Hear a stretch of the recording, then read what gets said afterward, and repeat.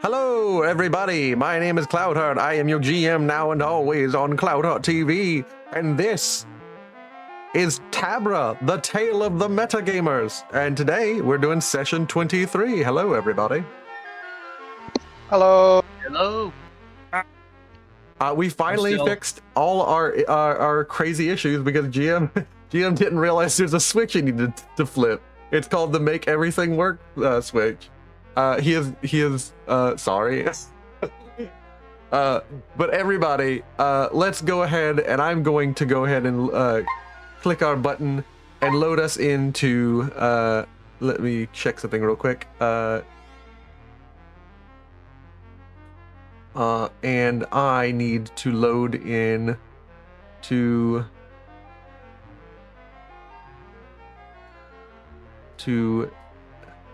this scene. I'm going to load us into our new map of Gold, which I changed to be a less intensive. Less actually high value file intensive.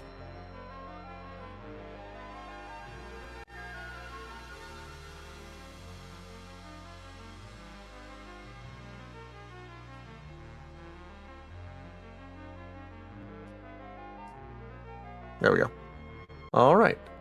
And since we're on the map of Gold, let's go ahead and go here. Everybody, we have currently last time on the TABRA Tale of the Metagamers, our heroes were finished up defeating none other than Bel Narthog, the demon of infection. While they were handling this truly legendary infector demon and freeing the soul of none other than the Mountain King of Dragons, Bahamut, they managed to meet up with everybody else. They managed to save none other than the Prince Duke of Vorken himself and the Old Duke. And as they were heading down, freeing people from their vampiric torment and their imprisonment, they headed back into the village, only to find further turmoil. This turmoil, mostly in the aggravations and grievances the last 5 years had brought up, was settled roundaboutly by our heroes, managing to calm and smooth over these deepened angers. Now free to continue on their journeys and having done their best to figure out some alternatives for food for the heroes, for the Vorkanites, they now continue on to their journey, traveling down the main roads. Adventuring on. I thought we were going to be doing research. Or that was my presumption. Let that last bit be like, hey, narrator, are we sure we're doing that? Well, I presumed that. Here's the thing. I'm not against it, but do we have anything we wanted to do in town? Because we have a lot of stuff. I just used all Dragonbone up. We did the Dragonbone things. We've been playing with that on and off, as you do. So my question is, do we have anything, guys? I think so. We gotta deal with the Dream Demon and the kid eventually, but other than that... I mean, here's the thing, one and then the other, of course.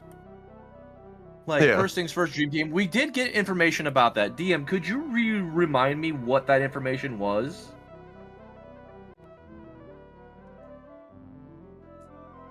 Yeah, and let me switch over to some music.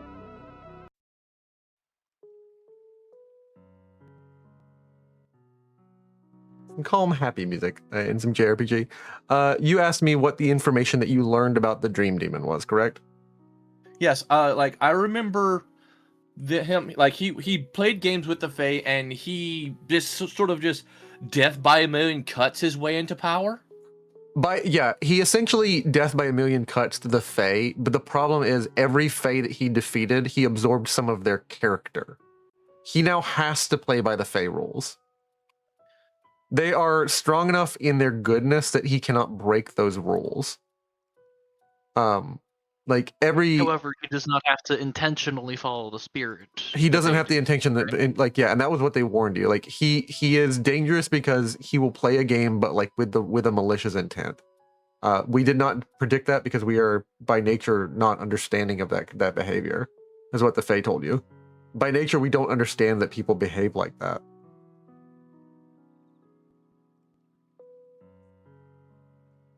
So like he essentially absorbed several, if not like the majority of the Fae, and like took their powers. Gotcha.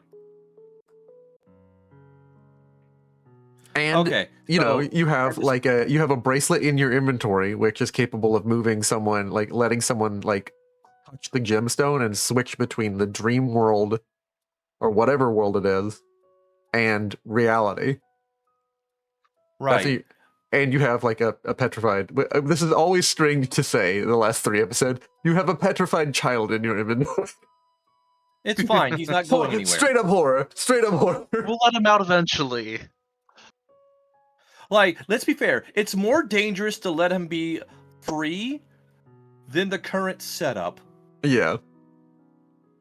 However, Hello, we paperweight. also don't want to unleash him on a new unsuspecting city. Yeah.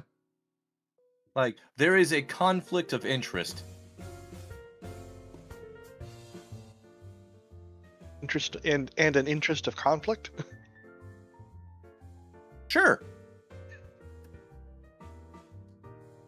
It's just like, so the goal was essentially we need to trick him or to agree, like if he fails, he has to agree to something we want him to, it's just like we want you to follow the spirit of the Fae, but we can't say that out loud because he's gonna like, hold on now, I need to screw with you some more just in case. Yeah. I mean, if we're trying to trick him into it eventually at first, we could bet for his malice. I mean, here's the Why thing. would we want his malice? Like, Yeah, here's that the is thing. another thing. You win whatever he offers on the table. Yeah, we'll pick up the malice, Correct. and then it's like, oh, hey, welcome to your new evil arc. Yeah. I would instead say bait the hook. He's gonna want something, so I would say I will offer your singing back, That or something to that nature. might work. What would you want in exchange? Well, here's the thing. And this is just over the table. So Yeah. the agreement would be, first things first. First and foremost, we have been very cross with one another lately, so let's reset the scales. As a matter of of fair play, I will offer you back your singing. However, in return, you will let me instead set the game. And I will hereby swear that the game will be fair. There will be no misdirection in it, other than there will be no misdirection, such as we will give you a clear-cut goal, and you will have to navigate it. The Mandelbrot set. Yeah, that thing. Like Yeah. like you two know it better than I do. Yeah. Like I've already forgotten the majority of it. It's basically math, right? It's basically a math concept. You're asking him to explore a math concept. So yeah, basically we set up what was this math dungeon, this Yeah. math labyrinth, and he needs to navigate to the end. You have 8 normal hours with no misdirection, extension, or otherwise. Or you trying to diddle with time as you do in the dream. Should you fail to do it, you must agree to something. Like, it will be something that's within your power, and nothing about you will be stripped away. It's something you will have to agree to do a task. And the task will be you must follow the spirit of the Fae. This is very clever. This is very clever. When he becomes relevant again, this will be a good idea.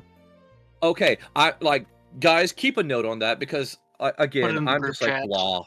Yeah, put it in the group chat. We need this information like written down.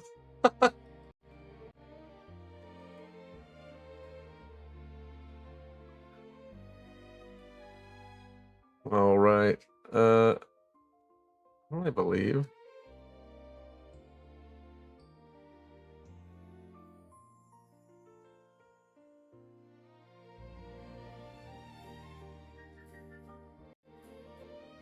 Yep.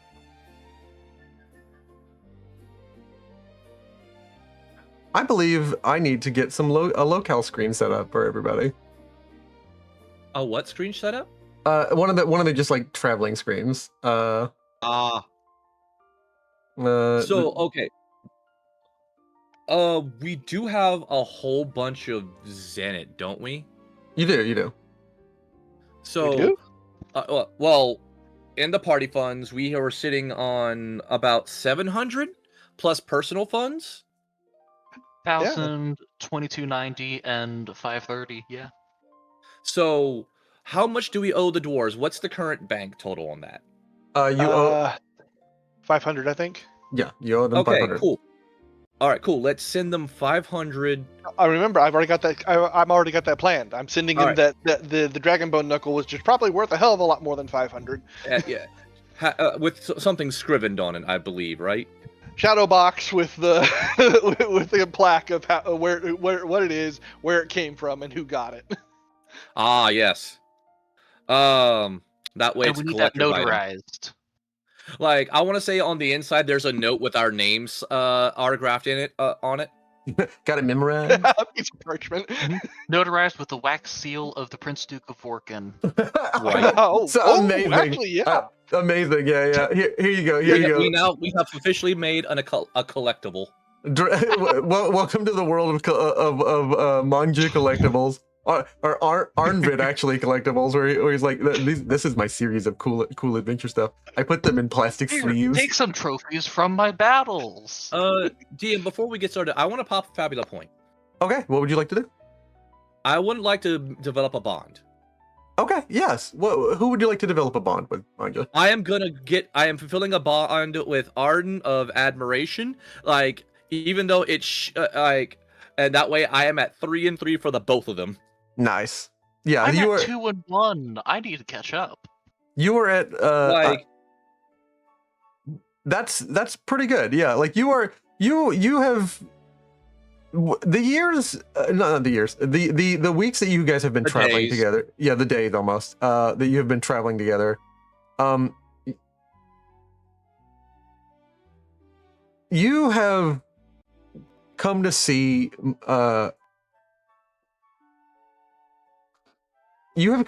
like the resilience in Arnvid's spirit. Like it's strange knowing that you could have known someone on Earth, and that like they aren't the same person clearly that they were when they were whoever they were, but you know that like by all rights, had you ever known this person, like he's a reliable person. Like he feels his own mistakes, he feels his own things, but he fucks up now and down, but he just goes, I need to fix that. Yeah. Which is an honestly great trait in a person. Like this admiration is mostly built on like, oh, this is like a worthwhile person to hang out with and travel with. Like this is a reliable guy. Yes. And does anyone else want to pop your Fabula point to like add some more? No, but I'll try and do something during a rest scene between travel rolls. Okay. That's true. Were we ever gonna do the camp activities from Yes, we can. We can. Fantasy.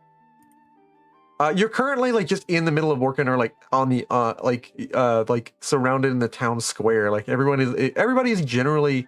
It's not like an open, overt, like crazy celebration. There is still like the air of like everything that has happened, but there's like a relief within people's faces and relief within people's like spirits. Like there's a lot of work to get done, but there's like, oh my god, it's over.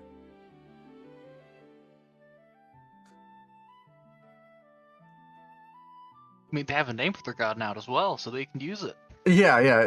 They now know. Jesus Christ, it's over. Right. Like, how long until they make like he gets them to make that giant statue from Spain? Brazil. Not the Rio statue. Yeah. Oh yeah, that one. You know, just T-posing. Mm-hmm.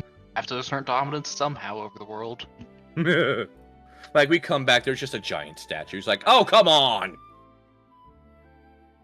Why Maybe does it he's have gonna Prince carve a of mountain Faith? into the shape. Who knows? I mean, they have lots of. Oh God, Mount Jesus more. Mount Jesus more is not the sentence I ever expected to hear during this campaign. You're welcome. Thank you.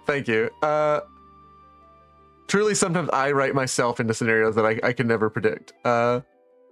You think it works? So you got the Father, the Son, the Holy Ghost, and Mary, right? Yeah. And there's going to be some time period where the Vorkanites, a lot of them will not adopt this belief. Like a good vast 30-40% of them will not adopt this belief. But another 60% of the population, or rather, I'm getting that inverse. About 60% of the people will go back to believing what they have always believed, the new church of the old church of Velt. Like the beliefs in Walker and Key or Ruler and Tone. But about 40% of these people genuinely believe that whatever the prince did, it appears to have worked out. And like having been given a name, they will follow this way. Are you guys heading out of the town yet? I just want to know what to display. Like, unless you guys have anything else, I reckon we could probably start heading south. Well, I actually do have do two quick things. One is I did spend a valuable point to get finish a level 3 bond with Manja for affection. Okay, nice. And one other point is Maribel. Is she coming with us? That's true. We do need to settle up with her. Yeah. Like we gave her gear, we gave her dragon bone stuff. Welcome to travel with us if she wants, but if she's got other things she'd rather do, we would understand. Mm-hmm. Also, have we set her title yet? Her title? Darkness Defender? I think we did last session. Yeah. She will. Hero of Dragons or Demon Slayer. Yeah, it's actually interesting. Characters that are not or you're not. I would like one of you to roll me an insight. Just an open check. Whoever wants to. I got it. On this. Open. Insight. Any bonus or just flat? I'll give you a +2. Nope. Oh, we sorry, did boss. that +2. Yeah. You actually don't know what the implications are that you can set another person's but it's very clearly visible in the menu as like right next to her friend options and right next to the options of her being present in the list of people in the menu. You click on her name and it's immediately present like in a way that it's not on like Second Life program members, that you can just select her options for her. She has like a Dragon Slayer option and a Darkness Defender option, and like it will be permanent. Like whenever she leaves, because she doesn't have access to these menus, it will be what people know her as for the rest of her life. Like Unless we I'm change just like, look, if we're gonna pick one, it's Darkness Defender. I thought it was Hero of Dragons and Demon Slayer that we got during that. Yeah. They like she has a few options. She has like Darkness. She has Demon Slayer and Hero of Dragons. Sorry, you are correct. Mm-hmm. Right. Just making sure we're getting it down correct. I would say Demon Slayer.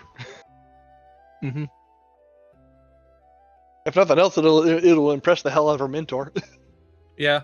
And Well, I don't think it's more like they'll see a title. Well, they won't see the title. It's more like how they're treated in the world. Yeah, it's how the world responds to them and how like the impression people get off. Like if like it's also whether people believe her claims. So if she walks into a room and says, "I've killed it. I've saved a dragon," people are like, "Yeah, whatever." He's like, "I've killed a demon," and she's like, "Okay." Sent it back to Mabon for good. Yeah.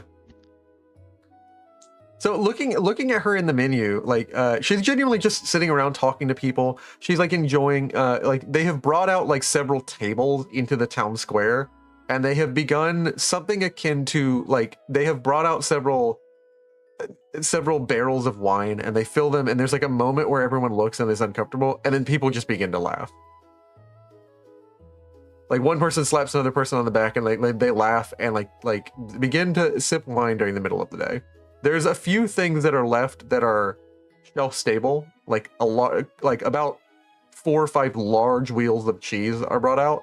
Some of the rind is removed, and they begin cutting squares for people to be able to share. Like, and all this, by the way, is not brought from like the townsfolk. It's brought explicitly from the castle. Apparently the Prince Duke knew that the people would need supplies when this was over. So he just stocked up on just long-standing things. Yeah, he made sure to, he basically raised the town for their supplies of whatever lasted for a long time, not thinking that people could be trusted to manage themselves during this crisis. Like, in hopes that whenever this is over and people could actually eat again, that they'd need it. She is intentionally staying on the opposite side of this gathering as much as she can from the Prince Duke and his strange group. But when inevitably the Prince Duke approaches you, he will approach, and she will kind of like rotate around to get away from everybody, like to get away onto the other side of like the gathering of people. Truly, I had no word. Sorry, Sent. Yeah, it's all over the place. You know, would you believe that? I can't tell you what the effect of a monster like that is. They used to tell me I spoke strangely, and when a thing like that has its grips on you, it changes. The infections like that, magical infections and magical curses, can change who you are fundamentally, and if they get deep enough, they can never be fixed. And it was getting to that point where I was a cold, hard person. I mean, I had my issues. Now, let me fix that. Tell you correct. I had my issues. That's where all this, and he kind of points at like the religious like scenery behind you, and like the big palisade that is brought in, like the palanquin that has like, he's very uncomfortable to look at that. The palanquin that has like sort of like a image of Mary, like a statuette on either side of the coffin. That is Maria, his maid, the first person he fed on, the person he fed on till she died. She has been paraded around in this like dual iconography, like identifying her with Mother Mary. I wouldn't have ever done this because something about this just seems so wrong now, but it in my desperation and under the madness of the curse, it made sense. It was my only hope, and I really appreciate all y'all have done.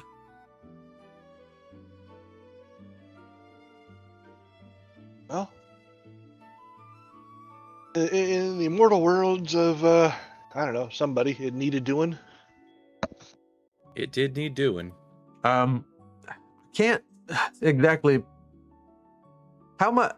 He says, "Give me 1 second." And he calls two of his Crown's Guard. The Crown's Guard go, and he's like, he like points them over to a building off in the distance, and you can tell it is the ramshackle. Now that you are able to like explore and look around the town, it is the ramshackle ruins of the Vorkin's Adventuring Guild building. Oh, At the Adventuring Guild Hall, like they go in and bring out like the card reader, like the strange like slotted like crystal ball machine that you slot in your adventuring card.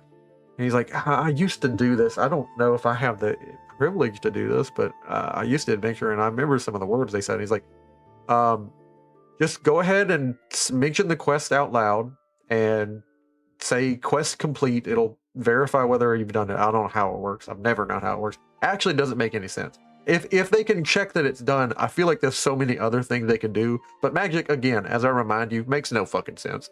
Like he just rolls back, like he's just exasperated. He's like, I've tried before so many times. They just don't make no sense. But what was the quest? Like slay a dragon. It was vampires in Vorkin. Yeah, vampires in Vorkin quest couldn't complete. Ding. Yeah, and you hear a ding, like you see a interface, and he's like, like there's a little like achievement icon, first major quest completed in the iron tier, and the thing that reminds you is like this was not an iron level quest. The This Adventure was Guild, in fact not. the Adventuring Guild has no idea how they're ranking these people, and they're likely sending people to their death. And you only get paid like 1,000 gold pieces, or 1,000. Is that individually or total between all of us? 1,000 Zen, basically. That's each of you get 1,000. Okay. It says I'm supposed to give you a special reward. You guys want anything? There's nothing in there. There's honest to goodness nothing in that guild hall to give you. I can look through my castle and see if there's anything special I can give you. Honestly, I would like to be honest. Genuinely, Zenith's always good. Like, not gonna lie, we always need more of that. Any materials you can hook us up with for crafting, trading, bartering, because we're going through Gome, and barter works better than gold. You know, I always love the crafting menu. You know, I have it craft like really fine. Like when I was into it, I have it craft like really fine instruments. Ever since I got that, when I was doing some of my adventure, and I saved a few people, a few towns, I really enjoyed it. It made me feel really good. Especially when like I knew that whoever made all this, and he gives everybody a wink because he still deep down believes, like whoever made all this, they reward you for being a good person, right? Kind of obvious, kind of. And I picked music immediately. I could never play an instrument back home. And boy, they do not make guitars right here. It's still mandolins and whatnot. Yeah, you have to get a crazy high crafting level. I've been working on getting like an electric guitar, but like I don't even know if electricity works here, to be honest. You could probably I mean, use magically. lightning magic. Just set a stone inside some strings, get a rubber glove. He grabs his sword and just kind of unsheaths it for half an inch, and then sheaths it back as like I'm a sword guy. Yeah. But another thing, You're we might also be a able prince. to get some help with. Delegate. Fair enough. But I really don't want to hire a guy to just stand around and power him a box, you know? No, Another I thing mean, might be able to help us with maybe some recipes for the research and crafting menu. Give them a small boost. Yeah, that's the other thing. I actually don't have access to my system interface anymore. I Do you still have all have my any last recipes session lying you got around the reset? castle in like an armory or a potion room? For what? You ask him if he's like got like things in his like inventory for like just actual like or like things like materials in the castle. I'm asking for like schematics in specialized crafting rooms in the castle or the town that we might be able to copy into the system.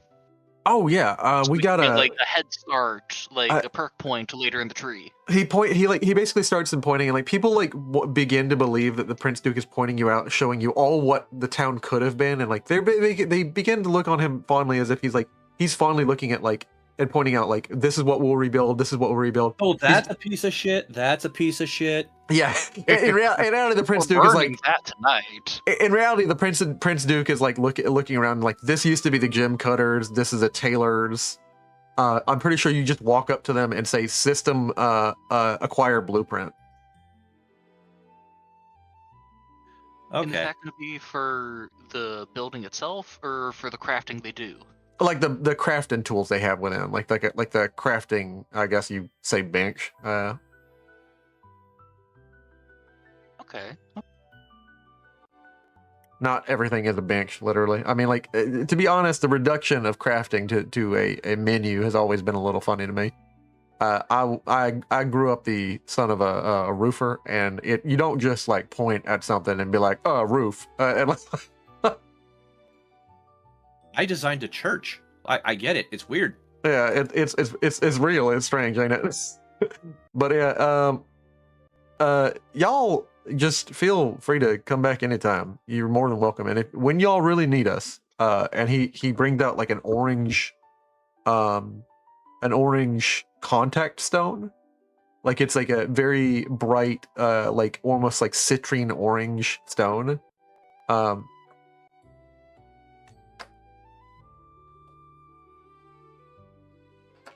in like it's like in like a sort of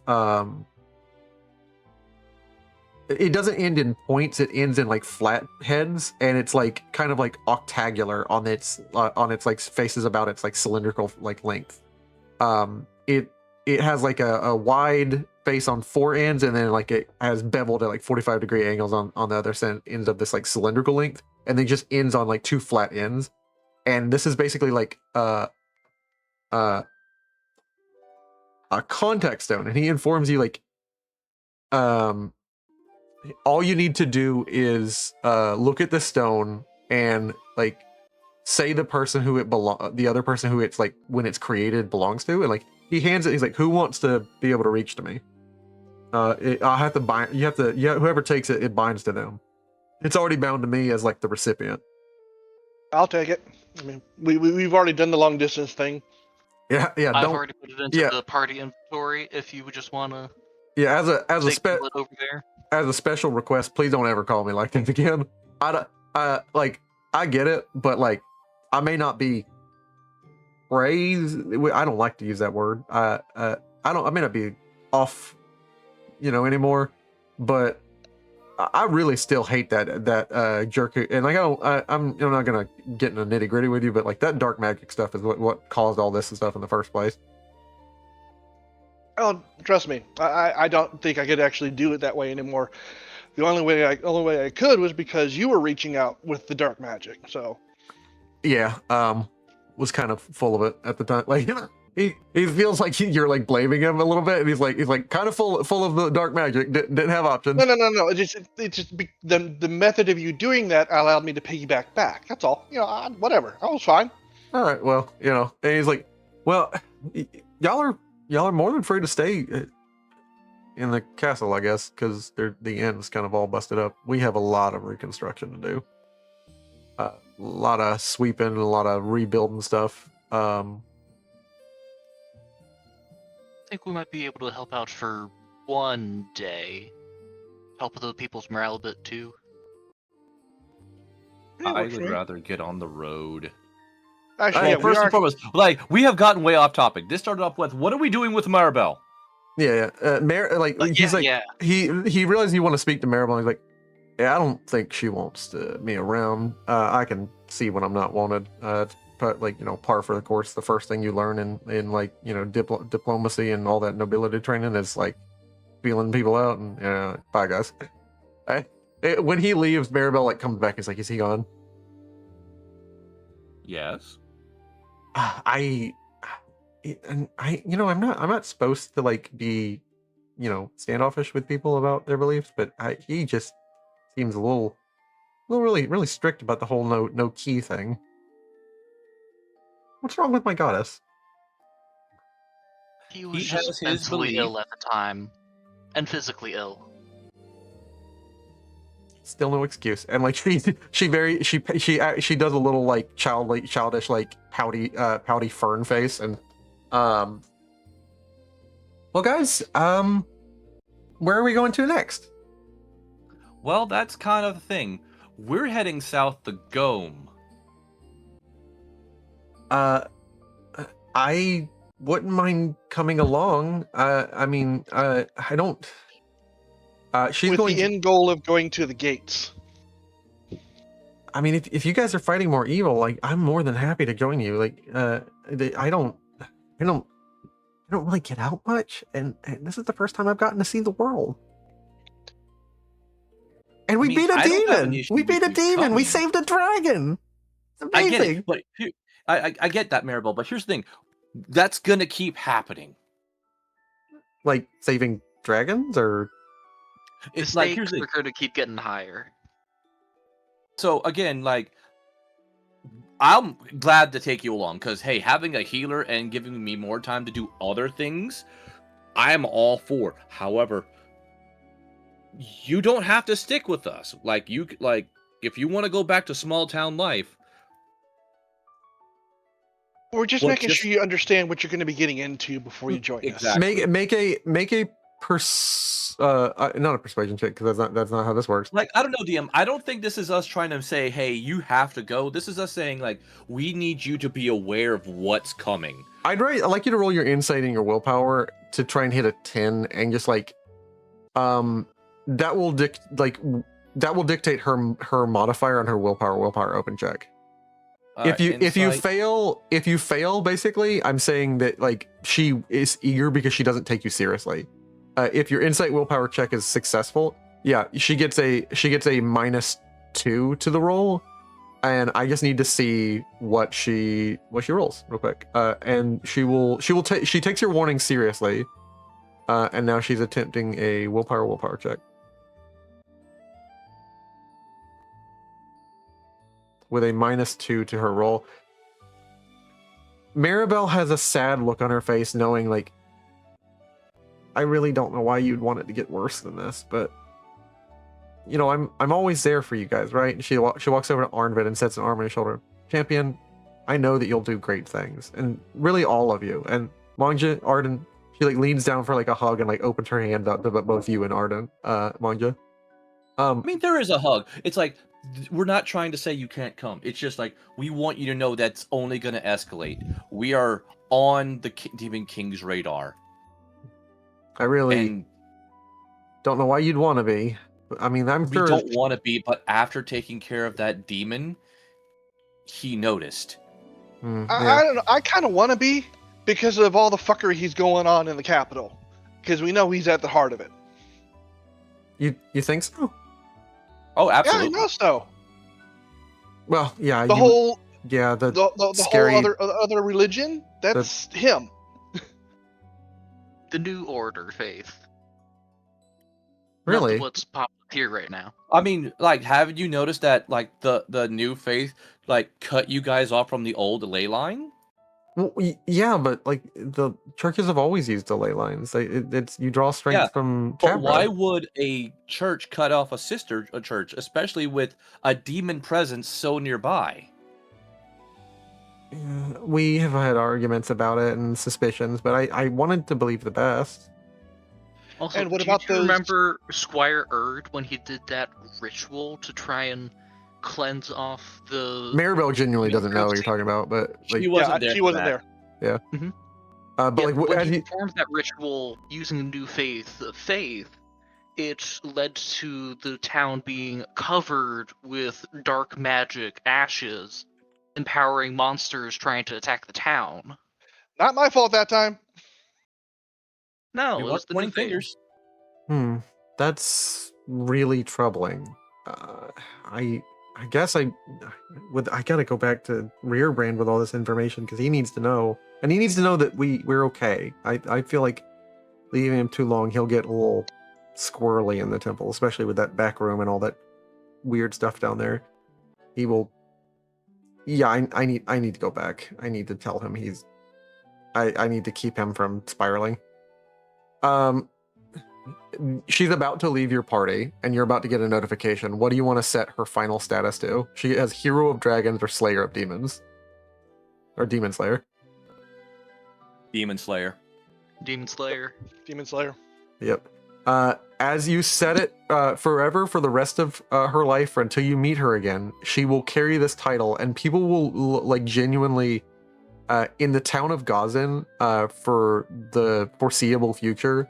When anything evil or dangerous happens, people immediately turn to Maribel and Rearbrand, especially Maribel. Like, she begins to like take on more responsibility because Rearbrand trusts her more as like the official head of the church. I really am gonna miss you guys. Well, can we head to the fork in the road, or are you guys we just leaving right here? Honestly, I'm for just walking her back, and we can just double back. It's honestly, we're not on a time crunch. Like, and not to mention, going back to that small town, why not? Because, what did we do with that little pot, with that hidden room? We used it for something else, didn't we? As a map room? Well, there was that world map in there. That is the donut. Yeah. The idea I'd had for that room was to be a secret sanctuary to Key, so that to emphasize, to help lift up the true religion without it being out in the open. Arnvid And then Cloud knows. decided to screw that. Arnvid knows that beneath the place there is like a weird, strange, like four-sided pillar with like a plaque on every side. And looking at one wall, like only for Arnvid and only ever for Arnvid, like causes him to begin seeing, at least the last time. Who knows if it happens every time? There is a particular strange angle that he looked at, and while he was there could see Valorth the Watcher, this like giant rings upon rings upon rings creature, wheels within wheels, like planetary size, Accurate planet. biblically accurate planet sized angel. Yeah. I have so many nightmares to shudder from. I'm glad I only get 5 minutes of sleep. yeah. As you guys begin to head back across the town, we're going to go do some travel rolls. We're going to advance some time and give you guys a chance to do some like a little I fun. get to do travel rolls, guys. It's gonna be a fun, camping. Is there anybody you wanted to say bye to before you leave in Borkin? You want to say bye to Ed or his like Mao friend or anybody? Yeah, I want to go back to the crew and just give them a look like, okay, do you believe us now? Believe you now about what? Like what? Like they knew that they were vampires. No, that we were here to kill the demon and free everybody as opposed to kill everybody. Yeah, Ed is like still kind of stubborn and sulking. Like everyone's made peace with the vampire prince, and he's been leading like the resistance. So like we'll charge in and stake him in the heart. Him and like his 4 friends have been like part of like the mainstay of the resistance. There were a few people in his like content network, but like he's been genuinely fighting what he felt like was an underground war against the Prince Duke, and that everybody's like okay and moving on from this genuinely frustrates him, but he's like throwing a pity party. Well, we have set him up to be the resistance still, i.e., keep the Duke on the straight and narrow. Yeah, he's sitting around while there's a huge tankard that like Dondale, the female crafter clan dwarf, is currently drinking out of. Like she's made like a small like champagne glass for Groovy, and there's a large stoneware earthen vessel that Kondo is using, like almost like a granite looking, like it would normally be clay, but it's like a granite carved glass that like Kondo is using. But Manja, Arden, and Arnvid, make me a open insight check when you look at Kondo. Come on. She is. Oh, She's a My pale. D6s. No. No, sorry, guys. Nice. Look at you with your D10s. Arden, it finally begins to like you noticed it the first time, like you clocked it. All of you clocked it, but like this is a fantasy realm. There's certain things happening. You're like like tropes, but like it finally like stops being like well, this is just what happens, and it's like no. Kondo is drinking out of she's drinking out of what looks like a classic Japanese earthenware vessel. Like a drinking vessel. Like it looks like a small narrow bottom that like you would cup your fingers around up to like a wider brim. Like it almost like it's like just continually flaring like a horn with like a little like solid flat base at the bottom. Like you would drink like sake out of. So not a dish, something that's actually more of a cup. Yeah, more of a cup, but it flares out like a horn. And she's currently drinking out of it, and it finally just it all builds to a point where like you are clearly from Japan. It like you finally address the elephant in the room, like why is she dressed with like tied off, sectioned off ropes around her chest, like giant beads around her neck. Like this is everything about her screams that she is a Japanese Oni demon, or not a demon. Dev is a weeb. That's why. Yeah. And you finally I kind of look up at her, and let's see, I'm trying to remember correctly. Her name is Kondo. No. I'm a specific a Japanese term. Okay. Omaewomo shinderu? No, I was gonna go mochi mochi, and specifically to kind of annoy her a little bit because that's how you say hello on the phone in Japan. Mochi mochi, Umi-chan. And like she looks over at you and she's like, oh, do you speak Ma? Oh, not a lot of people speak it out here. And like she kind of like rubs the back of her neck. He's like, Ed just looks at her. Kondo, I think he's making fun of you. And like, no, why would he make fun of us? And like Kondo is like genuinely like a very big, simple woman. And she's like, it's nice to speak to you, Umo-chan. And like, you know that means like bunny. Yeah. Not. I was testing a theory. That's all. It all looked familiar to something I'd seen before. That's all. And like she looks over at Ed, and Ed's, I told you, like, I don't know what his deal is, but I'm not making fun of her. I just said it was testing a theory. that she speaks her native tongue. That's similar to something else I'd seen. Who else speaks Ma'o but Ma'o? And You'd be surprised. It's a very big world out there. We only ever grew up in like she gives you a sense of where she comes from. And I'm going to move this the map, and I'm going to get you guys off the screen real quick as I No. she gives you a sense, like, I always presumed that we only grew up in one mountain range. She gives you a sense that she is from this region, like this mountain region, like here to here.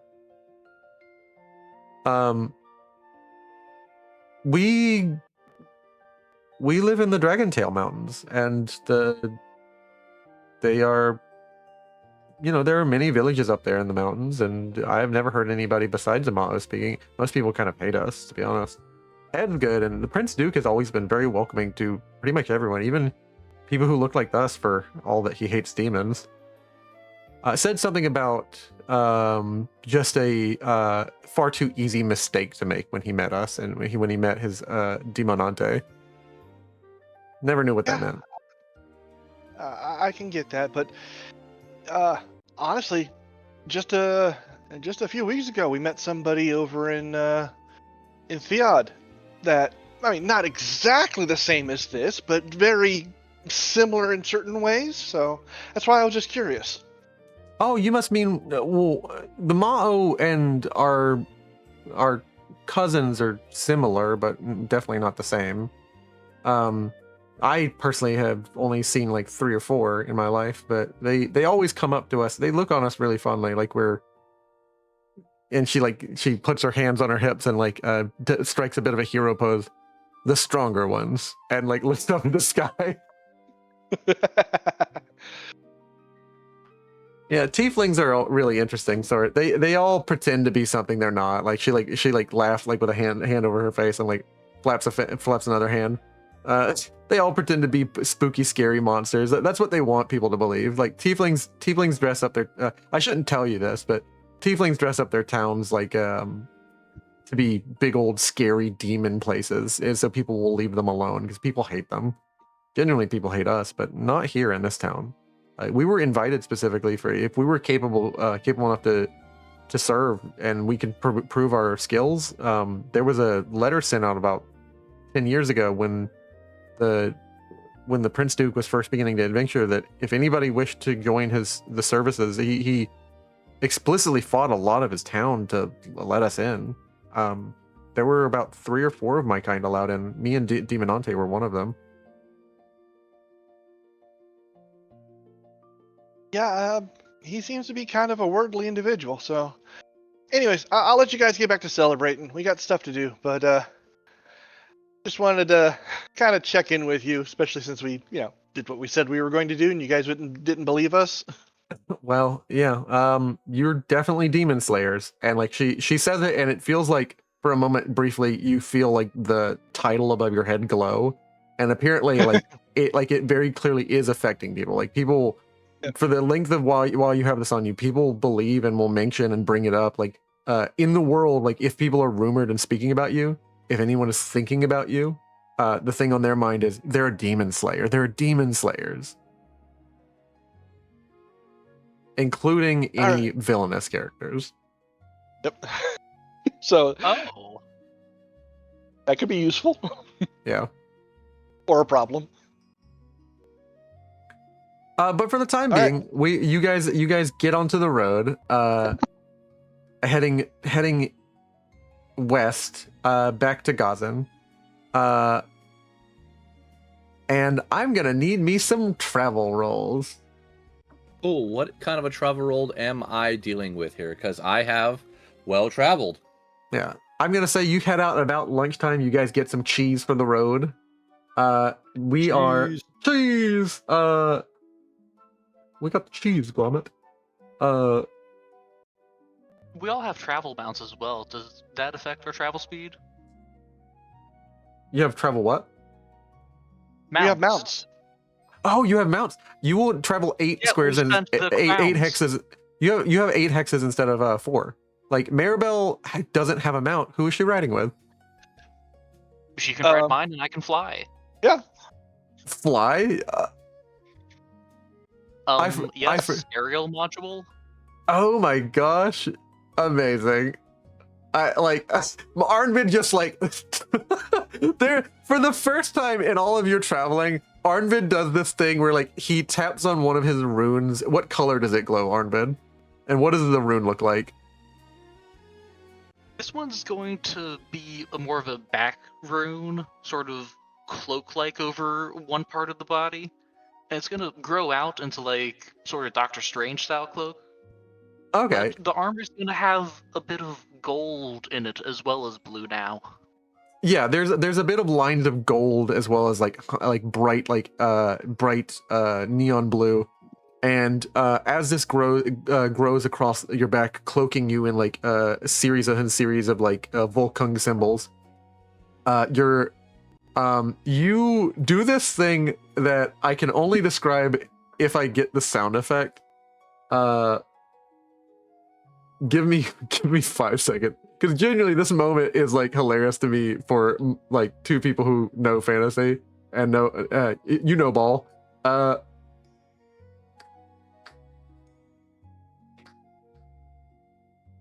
I was going to say, we had kind of a missed opportunity. He could have summoned the armor, and then the back plates of the armor kind of fold out like Transformer style. Yeah, That's too advanced of tech. I have a minigun. That's enough.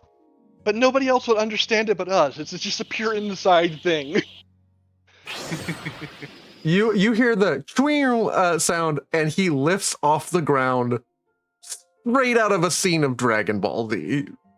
Both Manja and Arden, you see this. Like he's like, I you look can at take. Arden and I go, "This is some Popeye the Sailor Man bullshit." Yeah, he Super Saiyan Blue. He drops his hands to the ground. His feet go down the point down, as all of them do when they rise up off the ground, heel first, and he just begins making the flying noises as he like swishes around in the air. He's not capable of going much above like maybe 10 to 12 feet in the air, but he's capable of like about being that high comfortably. And I he's just look over flying to around. Manja, and it's like, if it takes us 3 weeks to travel what should only be a day, I'm going to be pissed. Like, here's the problem. Now, here's the problem I'm going to put into your bubble. You can only travel with one person, right? So, but thing is, Arden has a jackalope. No one can, but Arden can ride that fucking mount. Yeah. Yep. Which 'Cause means it's my I'm on side. foot. Does I Manja have not my have... Kelpie out. You can ride with Maribel. Yeah. But you got him out, Manja. Like, his mount is literally him flying. No, I no, thought you bought him out too. that's a skill that he has. Like Oh. that That Arnvid has. is a class-applied skill. The reason we're bringing this all Okay. up is because I wanted to like I'm establishing like as like a narrative scene, like things that mechanically you've done. I'm also asking Manja, did you actually get a mount? Are we misremembering that? No, I did not get him out. You're what riding I with got, you're riding with Maribel. What did you get? I got the compass and map overlay along with the Pathfinder markers. Okay, cool. So like every couple of like every couple of about 500 to 2,000 feet, you're seeing something off in the distance. Like you begin to perceive in your mind, and you look up and you see something akin to just the Skyrim compass in the air, and like significant locations. And you see like a cave with teeth marks. We're like, oh, maybe a few vampires still, or like we're living in there, or Vampire's Gorge is what. Like you get close to it and it says Vampire's Gorge, and you're like, I have like location detection enabled. And now, like a thing that's not present in a normal person's life without a HUD, you don't just walk up to a place and know what a place is called. You do, however, Manja. You walk into a room and it's like the doctor's room. Open your mini map for increased effect. Yeah. And you have the option to share this information to Arden and Arnvid while you're in a party. And they begin to look up and they see like all kinds of locations. And while you're traveling, you, Arden, and Arnvid, all are just looking about in the air, looking to the side, like pointing at stuff. And like Maribel's like, you guys okay? Like it's the same stuff that was around when we first rode in. And you're like, oh look, the ancient Teller Stone.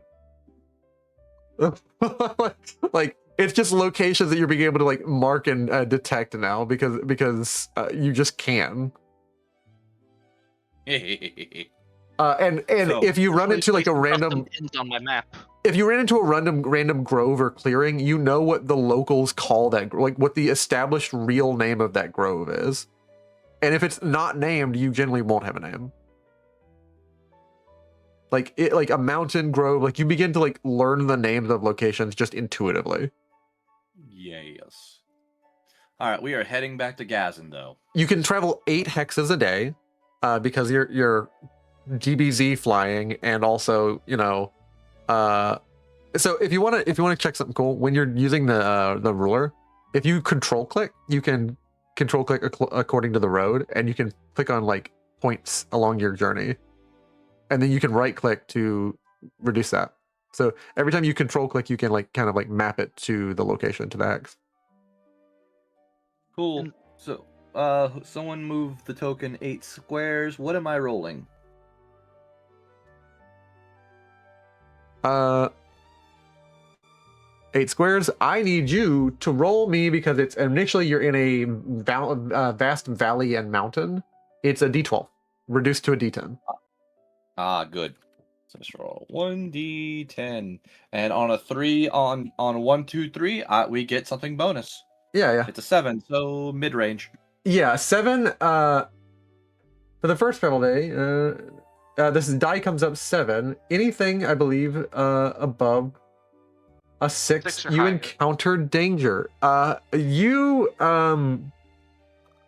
begin to hear some creatures high in the mountains swooping down that apparently have noticed like their land is now theirs again on your like beginning exit to this area. And I'm gonna look through my beast here, my beast.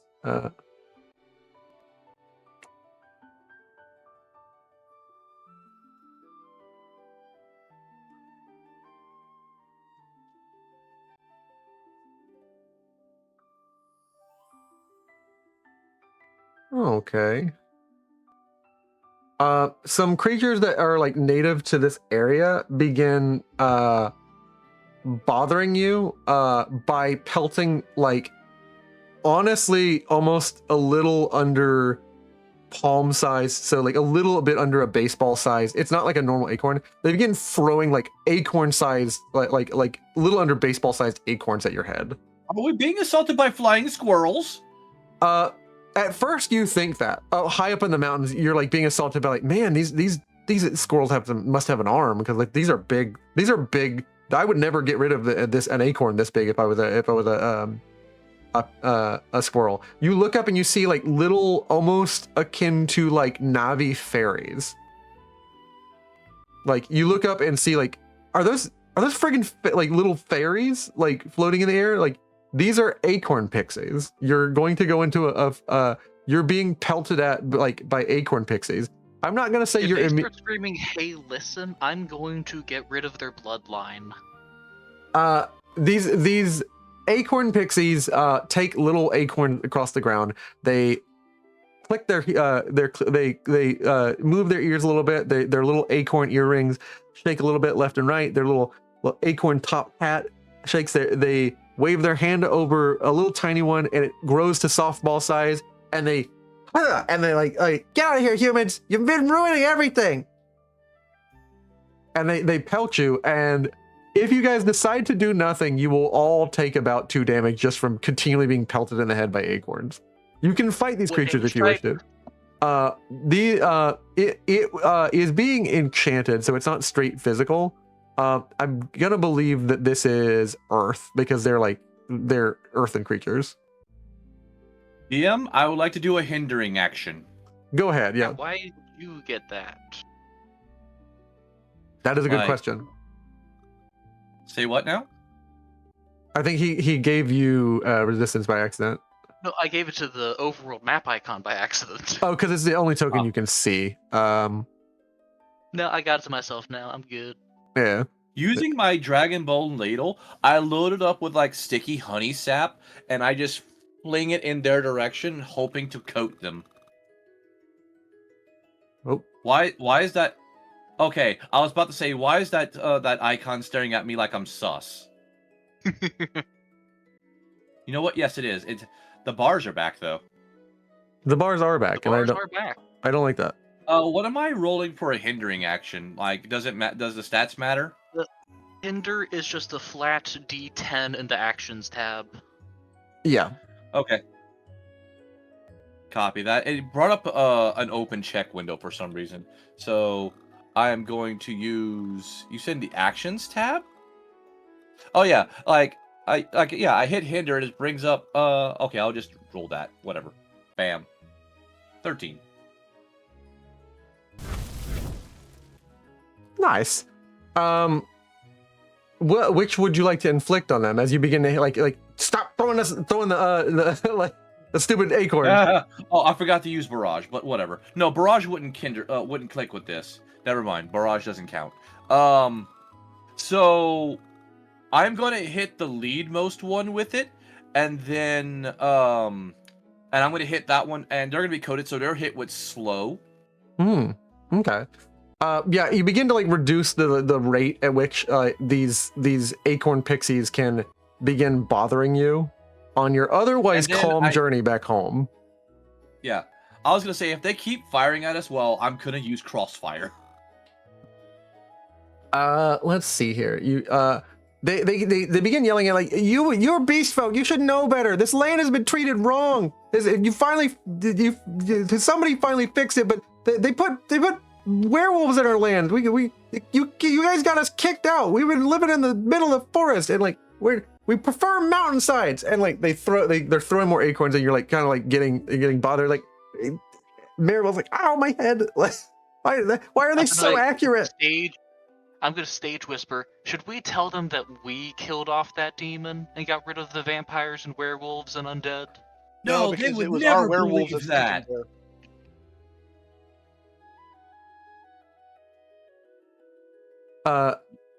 Did you guys just both unanimously like say a single voice, like say no, they never believe it? That's the thing.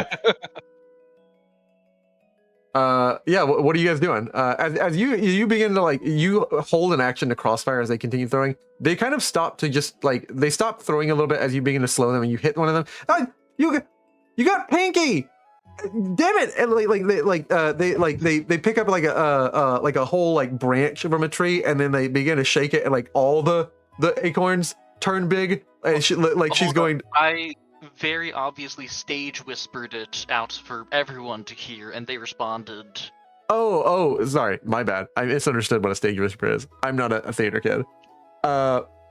They pause, and I'm gonna make them. You get a +4 to their check, so I need. They get a +4 to their check because you have this, and they're going to insight willpower. They just need to reach a 10 to believe you.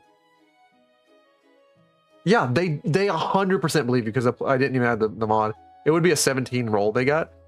They're like, wait, you guys got rid of the mean thing living on the mountain? You guys got rid of the demon? Yeah. They shake the leaf and they fly down to you, and this little acorn pixie flies down to you. Hi, I'm Nib. That there's Pinky and that there's Prattle. Sorry about that. And they grab they rub their hands they grab a bunch of these like leaves, like oak or wood or willow or whatever leaves from these like surrounding like mountainside regions. They pluck off a single leaf and they like rub it between their hands. They like rub their hands together like with the leaf in between them, and they tap you and like wrap it around your head like over the boo-boo, and it reduces the damage. Sorry, we didn't know. We're just kind of angry. We've been frustrated. You know what it's like to live out with like where all the big pigs and stuff are. We just there's like things in the forest. Like we know everyone thinks that we're like just natural forest spirits, but like we have a place that we prefer. We prefer to be in the mountains where we can fly and just kind of look over everything and see it. Feels smaller from up here. What kind of pigs? Now Like like two-legged pigs? Like big boars with horns. Oh, okay. Regular pigs. Magic pigs? I don't know. I mean, I think I saw one of them like huff out like fire or something.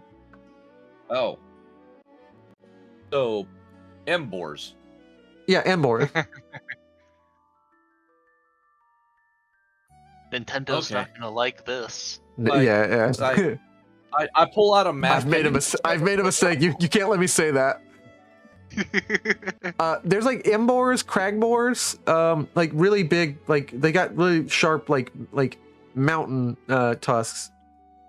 DM, if I were to point at a map, could you ping on the map where they would be?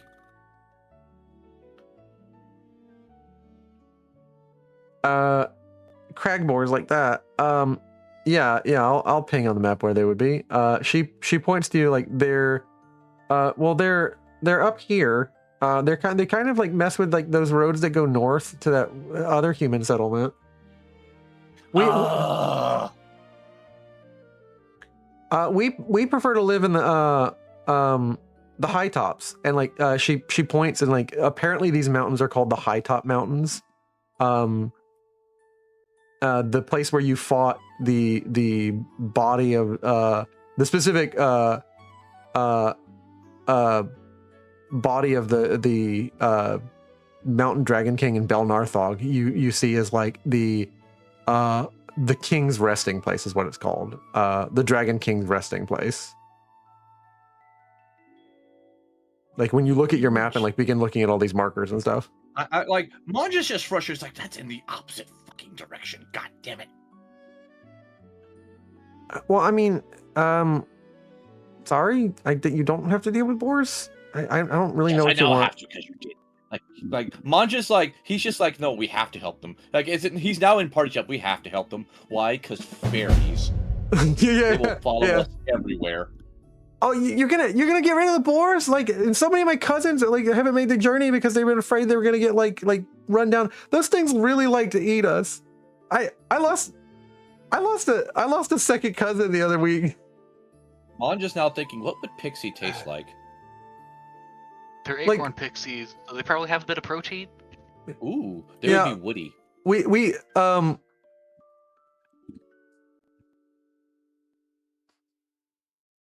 I lost.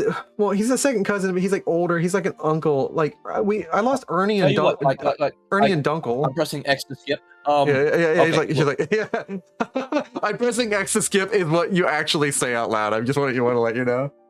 And she's like, I'm what? Okay, so here's the thing. This is on the to-do list, but we need to go to the human settlement and drop off this human, and then we can double back and deal with the boar problem because chances are boars, bacon. Okay, yeah, okay, that makes sense. If you really guys also, bacon and raise you Taylor ham. If you guys are really like the people who killed the dragon, she's like hey, Prattle, come over here. And like her and Prattle, she's both grab like two little tiny red leaves, like autumn fall leaves that they have on their head, and they rest them right behind your ear, tucked into your hair, all of you, and they give you a little kiss on the ear. And when they do, the leaf disappears and you're never able to find it again. She's like, since you guys saved the day and like got rid of that horrible thing that was dwelling up there, a lot of my friends died from that, from getting so sick, and they turned wrong, really wrong. Since you guys saved the day, like if you find any other pixies, like they'll know the pixie marks on you. Really, thank you, and like, sorry about pelting you with the big acorns. We've been having a rough couple of weeks, and Harold was like, I understand.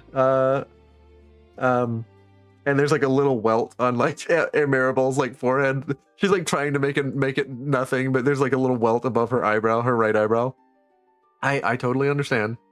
Like, while that's happening, Arnvid, so there's this thing called ponce, right? You take pig stomach and you stuff it full of sausage.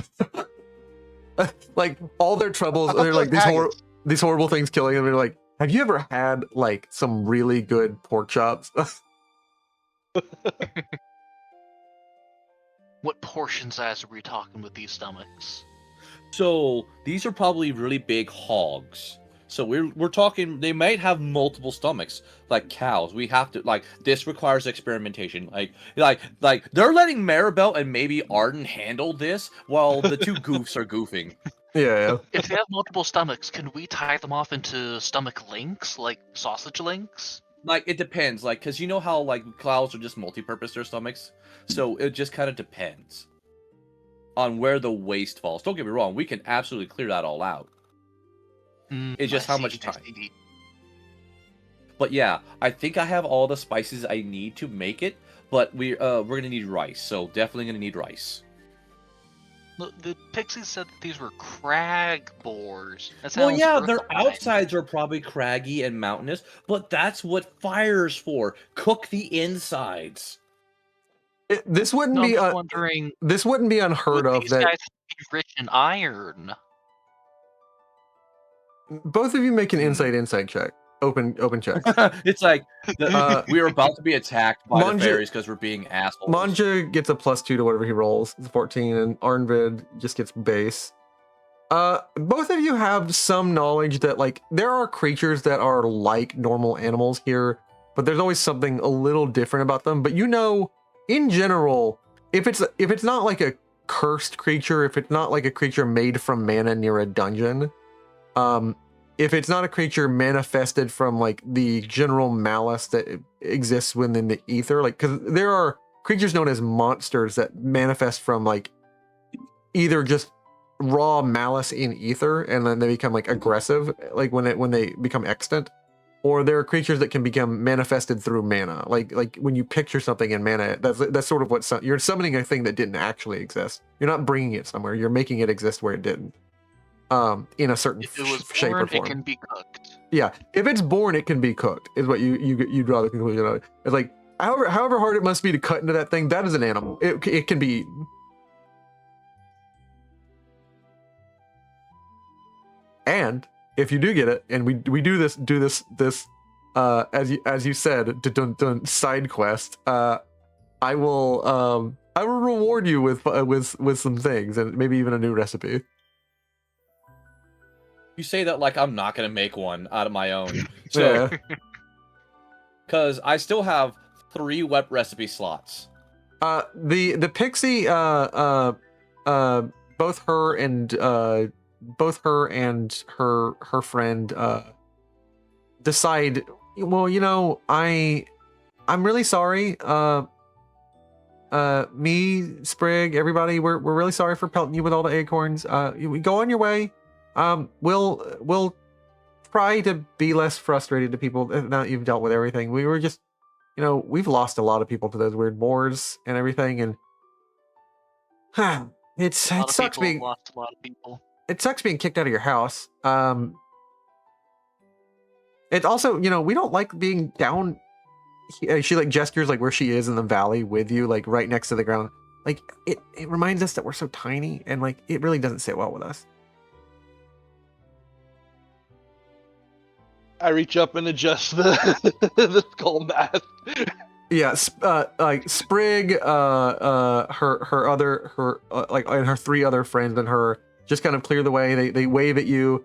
Have fun, heroes, and they kind of just go on their way.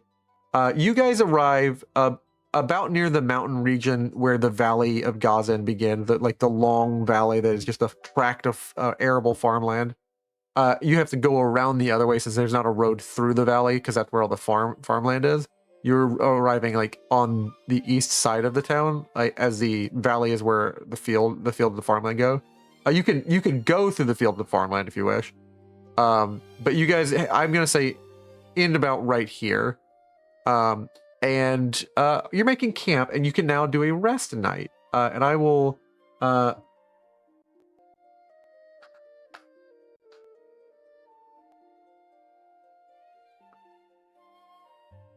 I'm getting some an image of a campsite.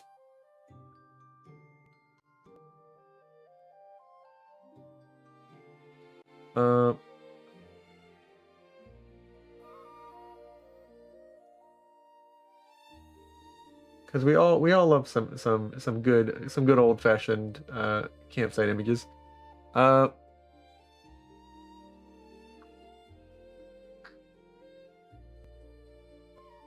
And what are we doing? Because there are options when you camp. What are we doing in camp, Manja? You said you wanted to get a bond, right? Yeah, I used my Fabi point to develop that bond with Arden. Okay. And really honest, I just felt like that's just been long overdue. That's fair. Yeah. Mm-hmm. I need to up 2 with Arden and 1 with Manja, so I'm gonna spend this rest trying to up with Arden. Okay.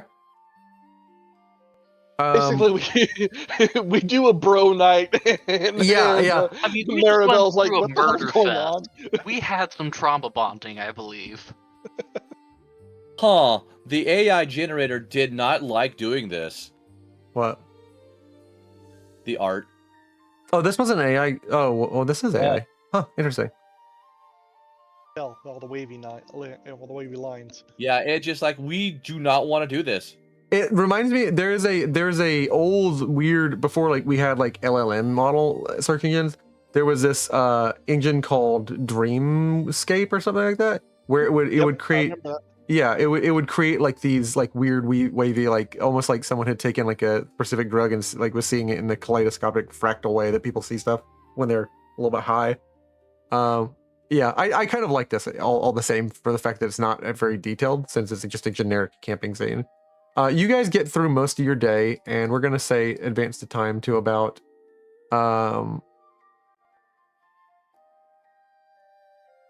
about 8 o'clock.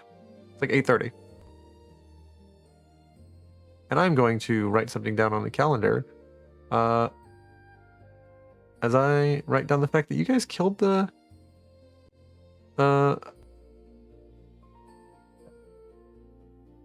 you guys killed the dragon. killed your first demon. Bel And Narthon. hopefully we'll get another. So Day 23, episode 23. Yeah, and that's interesting. I'll write down the time. I'll add the time. It was I think pretty early in the morning, like 4:30 when you fought him.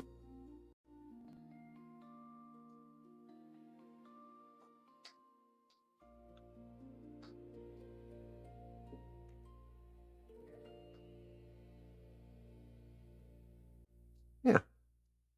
So, we can play out the scene. You don't have to. I don't ever want to make you guys RP if you don't want to. But like as Manja kind of begins like pulling out like gear, like setting up tents and everything, half reluctantly, because he knows like he's gonna have to go to sleep tonight and he doesn't want to deal with that nonsense. But like Maribel seems just completely pleasant. She's just watching, like humming as she sits on a site like a laid down log, stripped down log that you guys set by the camp to just kind of like enjoy the smell of the delicious food. She's like, oh, Manja, I don't know how you do it. Like regular people cannot get this quality of food on the road, but I am so glad. It's technique.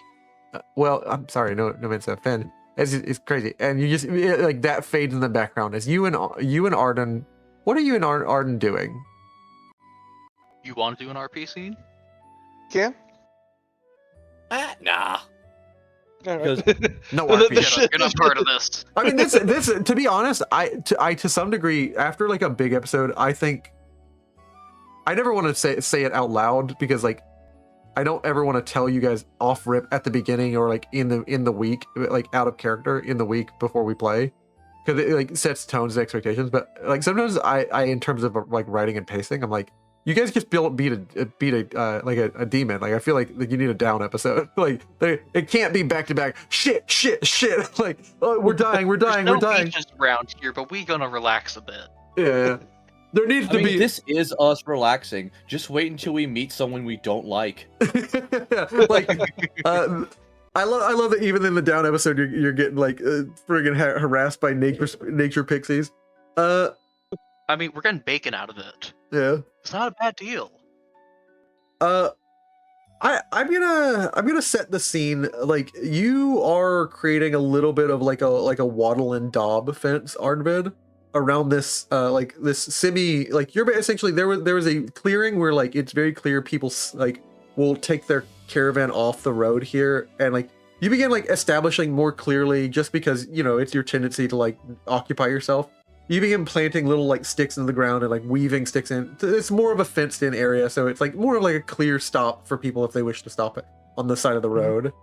Enough room for 2 carriages to get in a little bit. While watching him do this, what comes to mind, Arden? Let's see.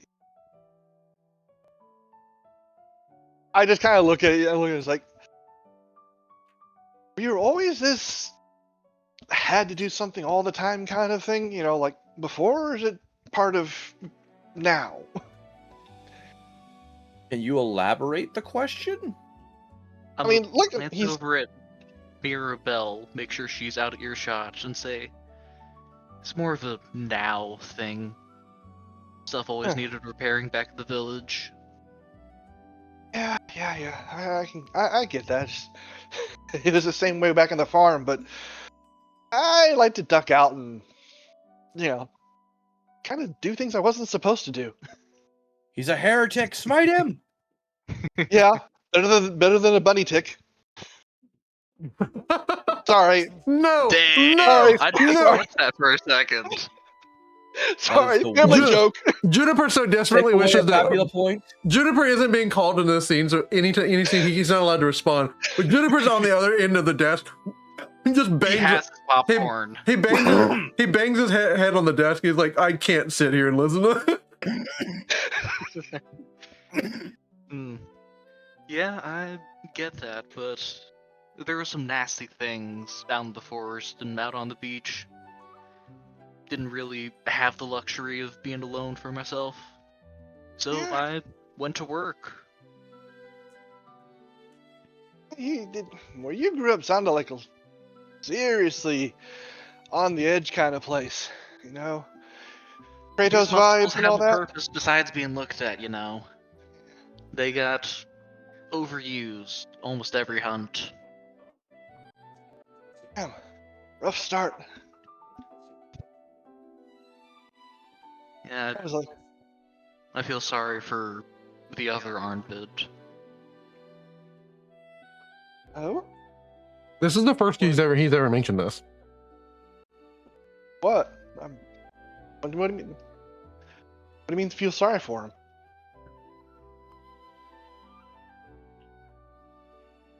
He had to go through all that hardship, and now I get to reap the benefits. It's just Ah, doesn't sit right with me. I mean, are you sure it is that way? I mean, like, I know with me, it's like it's kind of woven together. I faded in and faded out quickly in the early years, and got more of myself as I grew, or as we grew together. So I think That sounds we were separate. That sounds similar. Like whenever any of you describe your experiences through your childhood up to the age of 21, 18 and 21, all the descriptions sound similar to each of you, and what you conclude is that you have come to different conclusions about what happened. Yeah.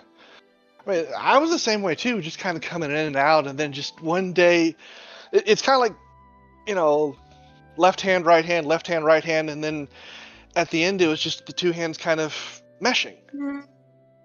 Excuse me. That's how it kind of was for me, because I got his memories and my memories, and they're just, I know parts of my personality are his and parts of them are mine, and it's kind of made me better, I feel. You're lucky then. I'm playing out the role. I'm fully me from before, just with his knowledge. I know his personality, so I've just been trying to act that out, play tough Nord. But man, I've been fucking scared this whole time. Oh. What bond would you dude. like to establish tonight? I'm not done yet. No, but I'm Bond of curious. anxiety. I'm curious. Yeah, bond of anxiety. I'm not saying the scene's over. Loyalty for sure. I'm not saying the scene is over, but that is, I think, the point where like it becomes a more significant conversation tonight. The point when the bond begins to form. Mm-hmm. Bond of loyalty. Sorry, I'll let you continue as you open up and reveal to him like you have always been scared, like you are playing a role. Mm-hmm. Oh. After that fight with the demon, you remember that heart attack I had? Yeah. That wasn't a heart attack. That was death literally coming to collect his due. Wow. And that's kind of effectively the second time? Yep. He let me remember this time, though. Said I won at a game and he'd prefer sweet treats over cash next time I stop by. Okay. And I got somewhat of a curse. Ooh. Not good. Mm-hmm. Going to pull out my Wait fate a stone. wait a second. I'm sorry. I'm always listening. Always kind of here, guys. I just need to. Normally, I'm not allowed to come in until like major things happen or you invite me. But did I just hear you right that you met Death? Yes, and he changed my fate stone. Well, that he does he's allowed a certain degree of leeway in the operation of the execution of his position, but he's not supposed to let you remember meeting him. He keeps doing this. I don't This is remember like our meeting at all. I just remember the afterwards. This is like gonna be at least the. He said the number, which is. He says a number which is ridiculous in terms of the fact that it's like a reprimand. This is at least 153rd, 792nd reprimand we've given him on letting people see him when he's executing people. He's got to stop doing this. No, I appreciate it. Lit a fire under my ass to really take the second life a bit more seriously. But I'm glad, yeah, look, when he comes to collect, you generally aren't supposed to know about his operation, but now I have to go to fill out another set of V13s. Well, besides the V13 paperwork I have to do, yeah, death exists. Death has a kingdom, and he generally processes you through there, and then we deal with that. Yeah, you get one life here in the second life program. Those conditions and things can vary. There's a lot of like stipulations here in the land of magic, but yeah, I'm glad you're finally taking the program seriously. The whole idea was that like you start taking it seriously at the beginning. You don't remember like the whole speech at the beginning? We make sure to onboard you all with like the same experience as every one of you. I remember there being a speech, but I got 20 years of memory since then. Do you need a refresher? I can always It's hard play to it. parse through. There's He's a gonna recording. replay the opening credits for you. Yeah, skip cutscene. I'm sorry. Did you just say press X to skip? Yes. I did. Maybe. I mean, I remember it, but enough, so I don't need to see it again. I was offering. You didn't have. I wasn't even beginning to say it. You can't just press X to me. I can Okay. because we're friends and I'm fucking skip with you. cutscene A. I Is that again. better? I'm not. I am technically the system interface for you guys, but I'm over here. Like, you can just tell me like start the cutscene. Like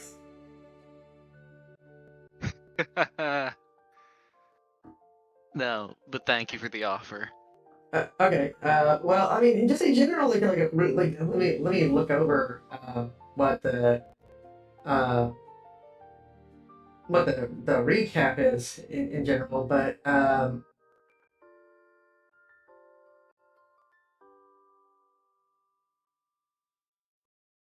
let's see here.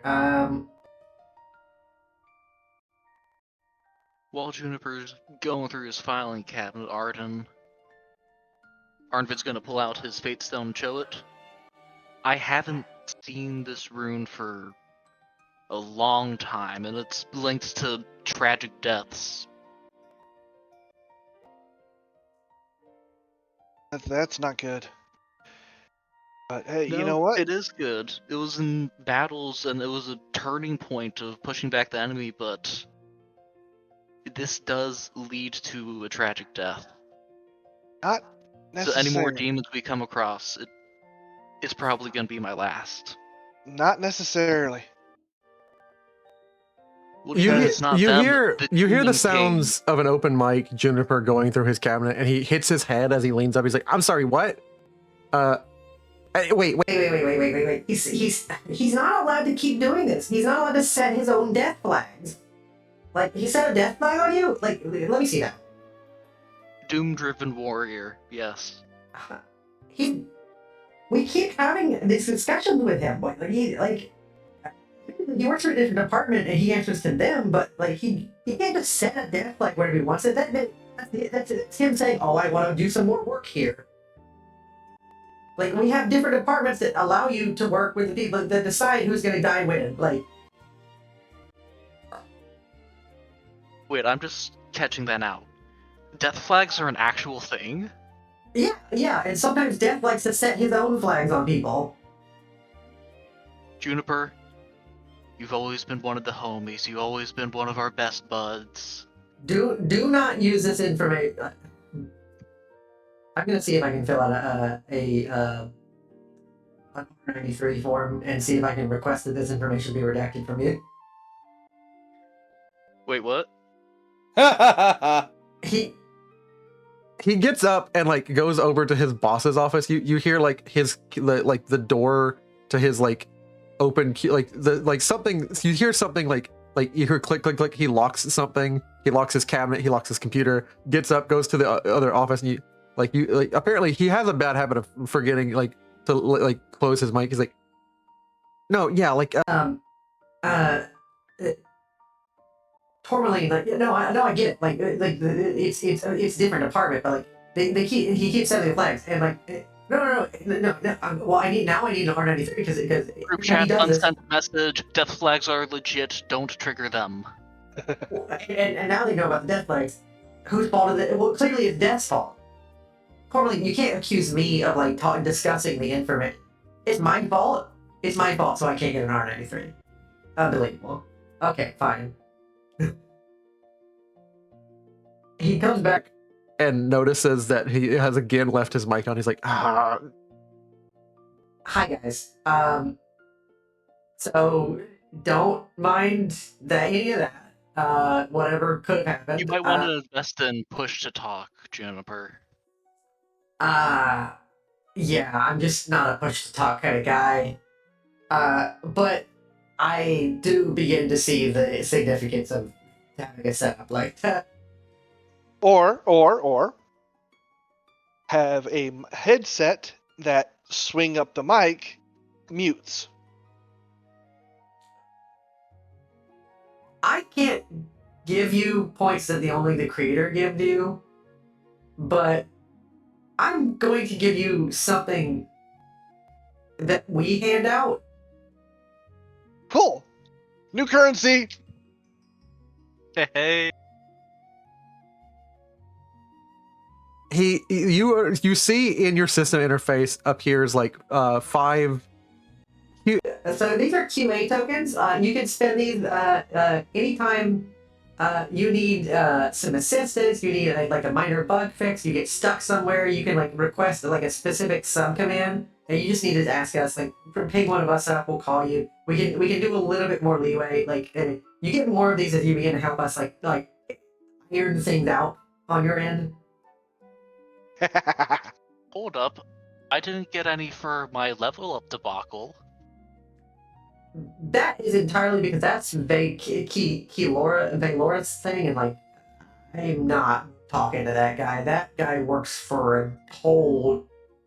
So again, I've told you before. We use this metaphor for y'all's sake mostly. You understand it, like an office situation. He begins. He begins to whisper and lean in, and like, he makes sure that his own cubicle is like kind of like no one is nearby, and you hear him type a few things in, and like Juniper turns off like a certain monitoring thing for like a couple of seconds on his desktop. So like, if we're an office and I'm your QA QA consultant, and you guys are the Second Life program members, like our clients. The Lorinth is the Yakuza member who works for the company in protection. I think you mentioned that once, yeah. Once or twice, yeah. Oh, I didn't mention it, and I didn't turn the logger off when I did that. That's on the record. That's on the record. They're gonna find that eventually in a couple weeks. I mean, it's accurate. Could they be mad about that? Dude, We're not technically supposed to disparage other sections because we all generally work towards the same goal under the creator. dude, go buy an extra high caffeine or whatever affects you coffee for somebody in IT and ask a favor. IT can always fix these shits. You know, He hands you another 5 QA tokens as just like a little, like, you've done me a little favor, and you hear him like in the call, like you hear it like click, hangs up, like he's no longer connected anymore. He's muted his mic. As Wow, he you know you gotta set up a QA shop now, right? yeah, I know. I'm gonna just give you some like things that you can do with the QA tokens. But like you have 10 like essentially like command requests where you can request someone on the QA team like debug your model or get you unstuck from a location or things like that. They're not like super Exactly. powerful. Exactly. Hey, I'm stuck. I should be on the other side of that wall. Yeah. Can we activate no clip? Yeah, they'll allow you to activate no clip for like 5 seconds. totally Damn, won't even be that abused at spell all. gem back in the brewery town only lasted like what, 10, 20? Yeah. It's they're genuinely like, I need to fix something really quickly. Like you're not allowed to like do things even as powerful as magic here, but like the QA tokens are useful for like small things that you shouldn't be doing. And you're usually reserved for Second Life program members who are very, very helpful to the system interface. Congratulations, guys! As you've been having your evening talk, you've informed Juniper like, hey, wait, Death is like letting you like setting your death flag. He shouldn't be doing that. He's filling out a V13, which V turned sideways spells die, and then a R93. Yeah, so like he's filling out that paperwork just to be like, I gotta go talk to this guy. But yeah, as he begins like going to fill out like this death paperwork, like he's like, he can't keep just setting death flags like this. and like putting out another request for reprimand. Shouldn't they be death certificates then? Yeah. That's You guys are rude. having an interesting night, and you're now looking in your inventory at this weird, like, a little bit glitchy looking token, a QA token. It looks nothing like a crown, but like it's definitely going to be useful. Yep. Hey, Oh. I'm under. Hey, like you touch the token and you get sent to the QA team that like handle the command logging, not Juniper. Hey, I'm under the world map. Can you turn on no clip for me for 5 seconds? Yeah, no problem. And you steal something. Yep. Ooh, if you could set up a good rapport, you could toggle these to avoid hits during a boss battle. Yeah. That requires you like getting in good with the QA command team. Or I have 100 tokens. Boom. I'm intangible for the next minute. Yeah. Yeah, but imagine the grind for that 100 tokens. Yeah. Can you just help us like find some fixes for this? Like, yeah. We want to I see. have 100 tokens, 5 seconds each. That's 500 seconds. That's a horrible deal. You're getting ripped off. But no, it's the point of overloading them. It's like, holy fuck, what they mean? Well, whatever, fine, go. You begin like doing like certain small requests. So like we've been curious, like how far can you go in editing a single piece of currency before? What's the just noticeable difference on editing a currency before people notice that you've clipped some of the gold from it? If you could do that for us real quick, like we're just asking you to like use certain of these currencies. These people are gonna think I'm a coin clipper, Juniper. Yeah, but we really need the info. Well, I was about to say we've got the perfect team. I wave to Arnvid, break. Wave to me, fix. Yeah, wait the mindset. And we have Food. Manja combined. Yep, there we go. I mean, I will break and I will Merge. fix. Merge. He's merge. I'm the merge command. Lovely. Yeah. You take all these different ingredients and merge them together into something new. The conversation that was like dour that ends on a happier note because of Juniper's interruption, like as you continue on, like you died and were told that you would again die a tragic death, like your end will be tragic, and that is what you're currently dealing with, Arnvid. Like, But It's already pushed to the back of the mind again. Repress. Lock it in the box. No, because I mean, because Juniper interrupted me with something something very important I was gonna point out. And now it's gone. Your fate has already been altered twice. We can fix this.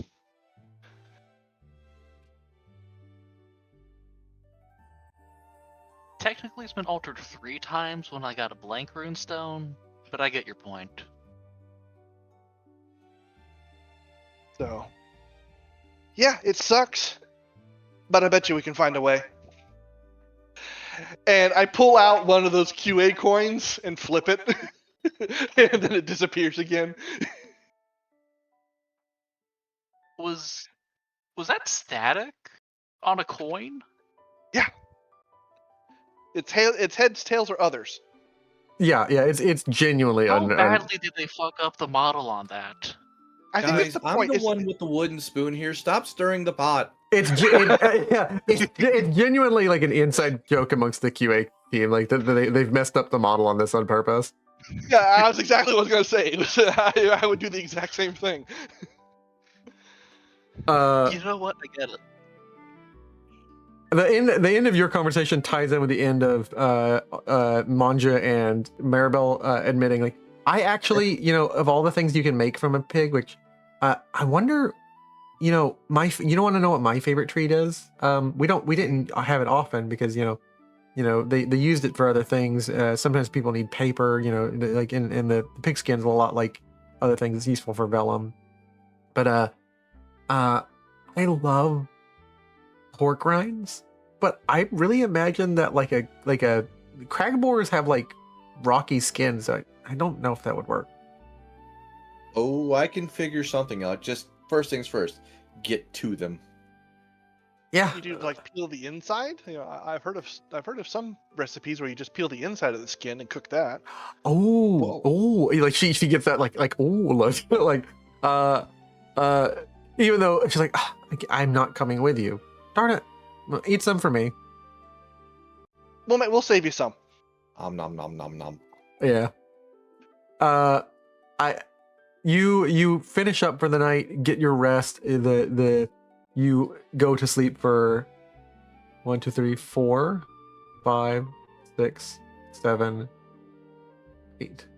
About Type 5 o'clock. calculation, half to 100 plus 200 for a total of 300.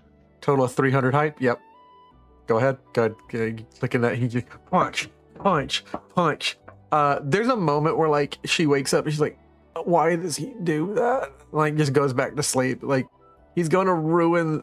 Like I'm pretty sure he's going to punch those trees over, and there's not gonna be a forest in the morning. Like, she looks at she like tries to figure out through magic what time it is. And she's like, "It's 2 a.m." When they finally wake up, trees are all knocked over. We have proper log walls surrounding the camp now, Yeah. and a full wooden gate out front. The thing that's noticeable to you guys is Arnvid when you go to sleep and when Arden and Manja go to sleep, because Arden has been. Well, the first thing is Arden gets all three of you when you fall asleep together, arrive, and like Arnvid pieces out after 5 minutes. Arden, you are now waking up into the dream demon's realm, but like he's not present, and it's not like creepy. Let's say he's turned the like pretend nice scene on, and you guys don't get a dream. You just get a lucid experience of being like in the same location, but like in the dream version of the realm, where like everything is like fairy lanterns in the sky. Like the sky is like a weird swirling a mixture of golden lights and instead of stars. So we go to sleep and spend 8 hours just tooling around, so that when we wake up, we feel like we haven't slept. Like it's really weird. It's like he's invited you into the realm to deny you like a good rest. But like he's explicitly not showing up. Yeah, exactly. That's what I'm saying. Could I kick Arnvid out using the dream bracelet? You both can leave manually via the dream bracelet. Actually, when you click the dream bracelet on, how do you roll magic, Manja? Oh, can you elaborate the question? Like, what do you mean? What Like stat? insight? What willpower? stats do you roll generally when you roll magic as your class?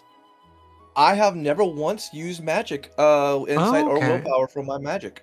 It's always been concoctions. I need you to roll me a willpower with a +1 because I think you know a little bit about magic food. And I have a question to ask then. you're trying to Could hit a I, 13. before I go to sleep, expecting that I have to deal with some dream shenanigans, have taken some stat up food? Yeah, I'll give you 1 stat up food. Like, because it was what you're Yes. cooking during the night, like during their conversation. Cool. Give me a second. I gotta pull up my cookbook now. Yeah, go through your cookbook. Like what you were cooking while discussing things with Maribel.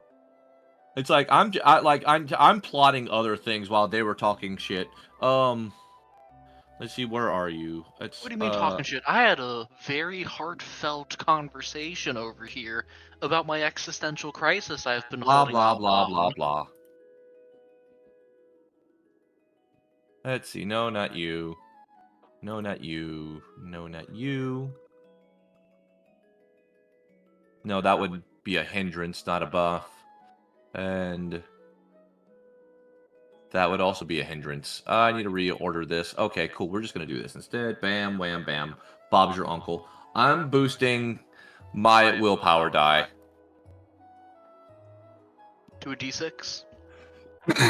No, it's now a D10 now that I boosted it. When we hit level 20, I boosted my my willpower die up. Not a bad choice. It's like this is my weakest die. I'm gonna bump it. So okay. I would have drank the coffee too for the D12 Dex die, but that would keep me up all night. So, unfortunately, Manja does not have my coffee powers, which is I can drink a cup of coffee and then go to sleep. So open check 2 willpower Mm-hmm. with a +1, 2, you said? With a +1, yeah. +1, let's go. 13, fight me. You manage to deftly, like, you actually, for a moment, when you rest your hand before you activate it, because you realize, like, the gemstone in the big red, like, it's like a giant circular, like, ruby with, like, flecks of, like, other colors in it. Inside this big gold band, like a huge, like, honestly, arm dwarfing gold band. It's less of like a bracelet and more like almost like a bracer. Like, it begins to, like, expand out, and it's kind of like a small, like, dome shaped, like, trackball sized, like, ruby. You press down on the ruby and you realize it's like a button. It presses further down, and you realize you can twist it when you do. And when you do that, Arnvid's gone because he only needed to sleep for like 5 minutes. Arden, however, and you go somewhere else in the dream realm. You have found the selector button on this magical bracelet. Huh. Where are we? Huh. I'm setting that right now. Give me 1 second. If you throw on the back rooms, I will laugh. I would be so mad. Wait, Uh, why am I in Battlestar Galactica? No, not Battlestar Galactica, my bad. All right. What are you doing in my new house? Oh no, I hate it already. Yeah, well, say hello to whatever this is, the book that you put me in. Oh shit. Star Trek. Oh, nice. Yeah, well, I thought it was cool too, except we don't seem to be going anywhere. Look out the window. There is nothing out there, not even really stars. I mean, There's a few rooms in here, these weird looking, like, perfectly rectangular bars. He, like, dong dongs them. I've never seen a metal like this. I throws it in the corner. It's a bar gold of pressed platinum. It's gold pressed platinum, yeah. Yep. It's like, that doesn't mean anything. That's nonsense words, is what you just said to me. But yeah, I've got me bunk over there. I don't know how you got in here, but congratulations, you're now trapped in here with me. I guess we're gonna be waiting for the big man to be thrown in here next, or are you gonna save us all? I mean, holds up the bracelet. I could get us out? Question mark? Oh, lovely. Take me with you. Thinks about real hard about that. Wait, you can't, can you? If you take me out, I'm gonna be defused with the book. I mean, you'll just be outside of the book. That's not difficult. We can put you somewhere else. No, I can come is... and go from the book, but if you pull me out, I'm pretty sure it breaks the tattoo seal, and I go wherever you go when you die. Is that what would happen, DM? Yeah. He goes wherever he would go when you die a second time, and he really doesn't want that to happen. Kelta, really. Right. Well, what I'm gonna ask you to do is don't do that. Don't bring me with you. If you want to walk out of here, however you got inside the damn book, I don't know. But where are we, by the way? Because, like, there's no text or anything in here, and I can't read this. And he points down to what you know to be, like, Ferengi text, which it's just weird rectangular, like, letters that break off of in, like, a hexagonal pattern. Like, it doesn't. Ferengi isn't written up and down or left and right. It's written, like, branching from a central, like, hexagon along lines. And he's like, I have no idea what any of this says. I don't even know where we are. I don't know what we're on. Ferengi ship in deep space. Yeah. So. Is that one of them, like space shows? Yeah, Star Trek. No, I wasn't a fan. Space show. Wasn't a fan. I kind of like Star Wars with the big swords and stuff, but I was always more of a fan of guns and stuff. I like Gunsmoke. I used to watch that with my grandpa. So we're gonna talk about guns for a second. So just like Manja just conjures a gun. Okay, so first and foremost, I've been meaning to talk about this. So this needs a design, some design changes. Like, you want to present this to your people? Cool. We're going to be doing that eventually. we're heading south through the Goma Jungle, and then we're gonna go north, take care of the gate, and then hit the Dwarven Kingdoms. Okay. Nice. So, the gun though, like, why a long barrel revolver? Why not a shotgun?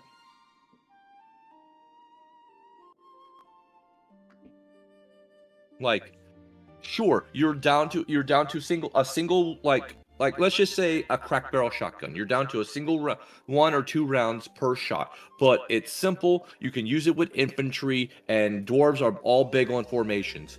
To me, this sounds like a shocking win versus this, which is precision tools and a lot of machining. Yeah, well, I wanted to make something simple like a shotgun or a pistol or even a 6-shooter, but like the thing is, the culture is really hard to change, and you'll find out when you get to the mountains.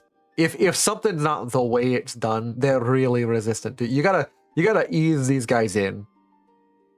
So a weapon attached to a gun and implying it does the weapon thing, because they think of a weapon as one thing, and then you show them it can also shoot, and then slowly they'll accept over the course of, I don't know, 1,000 years. But eventually guns will make their way. Like, Monja's just like, okay, look, you clearly need a second pair of hands. Okay, so first, Arden, do you know guns? Not, I mean, kind of in a vague sort of way. Not a, okay, this one's on me. Okay, so actually, I summoned a dream version of Arnvid. So, Hello, I'm Arnvid. I'm American and know everything about guns. yeah. I'm gonna bring him up for that right now that you've done that. Like, this is because not this feels... Arnvid. This is Arndom. Like, this is No, this is Larnvid. Larnvid. Yeah. So, okay, so first and foremost, I break down the gun to parts, and then I have it reassembled as a shotgun. But on the handle, there's just a broad axe blade. Now look at this thing. Look at the simple majesty of this thing. You have a shotgun, single shell, pick your type, buckshot, slug, or pepper. Whatever your problems Agents are. of S.H.I.E.L.D. did this weapon right. Exactly. And then, like, on the barrel, there is a leather wrap. Turn the barrel over. Now you have an axe. Yeah. He's like, right. This. I like this. You know what? You're all right, kid. You saved me life, and this could work. I'm from Texas. This, don't get me wrong. This isn't an over-engineered hot mess, but I accept it for what it is. Whereas, I'm gonna work on this. It's gonna be better. Especially to a culture, to a world that doesn't know what guns are. I'm actually from Montana, the highest gun owners in the U.S., baby. Not accounting for taste. Well, rude, but I'll take it. You guys have some nice pistolas and stuff. You get to do your whole cowboy thing, but we got real ARs. I fuck your ARs. It's just disappears the shotgun and just summons a mare's leg or a coach gun. See this? This is wonderful. Okay, now we're just showing off. He's like, I wonder, why can I not do that in here? He genuinely tries to manifest something out of a dream. Arden, roll me a willpower check. Difficulty 10. Whatever you wish to picture, and if you don't wish to picture it, I'm gonna pick something when you fail. And if you fumble, I get to pick something very funny. Willpower. Yeah. Okay, so willpower. You said 10, right? Yep. Actually, that's opposed. Oh, okay, wrong thing. That was a opposed check. I want a tribute check. Willpower, 10. +1 for having the minor hero. Yeah. Roll check. Oh, nice, a 10. Whatever you wish to appear. Oh, it's a fumble? It's exact. I've never wanted anything more in my life. That's exactly what I wanted to happen on this roll.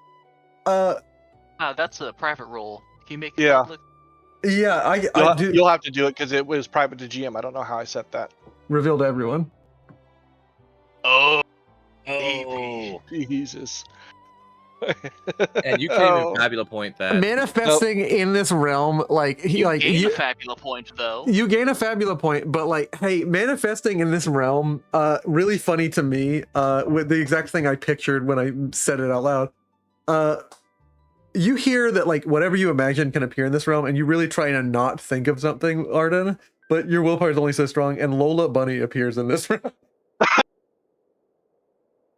I stopped Like- and looked at him. I knew it. A dumb, voiceless Lola Bunny, like, yeah, right, whatever, and like just kind of like stand there and like just I kind will of. say this though, if we're gonna do this, it is the Lola Bunny from the original Space Jam. Not the goofy, That weird, wild one from the cartoon. Yeah, Exactly. I like the funny personality of the new cartoon. But yeah, this is the original like basketball in Space Jam outfit, like Lola Bunny. Yep. And she's like, that's so funny, and like she just repeats these dumb lines because this isn't a real person. This is an imagined construct. Manja, as the resident furry, banishes the furry from the dream realm. Yeah, you click the button on your gauntlet and just touch him and like, no, get out. He's sent back into the waking world by force. Just like, no, there's only room for one furry here, and it's me. I am so glad you decided to accept that part of yourself. Yeah, Larnvid here says whatever Manja thinks Arnvid is like like a simplified, dumb, very low intelligence. Like imagine a one or two in intelligence in D&D. Just Like- So an accurate Arnvid. An accurate Barnvid. So it's just like, it's like, no, here's the thing. It's like, Manja's mental of Arnvid is still Arnvid, but with Macho Man thrown in. yes. El Nacho Libre, perhaps? Yeah. No, Macho, Macho Man, Man. Randy Savage. The Macho Man Randy Savage. I'm gonna snap into a Slim Jim. So, but that's just him. All right, let me see if I Can't can. really do the voice, but I'll try and roll with it. You can try. It's like brother, but Brother. brother. I am Uh, pinned here. Keltec, well, that's interesting. Yeah, at any rate, yeah, this gun X, I think that they would like this. I was working on a rifle because you want to fight demons from afar, but like a bit of slugs, they're gonna close in on you anyways. I mean, and again, you can't really do much. Like, what can you do against a dwarven shield formation? So, True. like, Manja just claps its hands, and I want to pop. I don't know if you want to charge me a fabula point or not, or if it's going to be a willpower check. But the room changes, it blinks, and it's just a riverboat tavern. Yeah.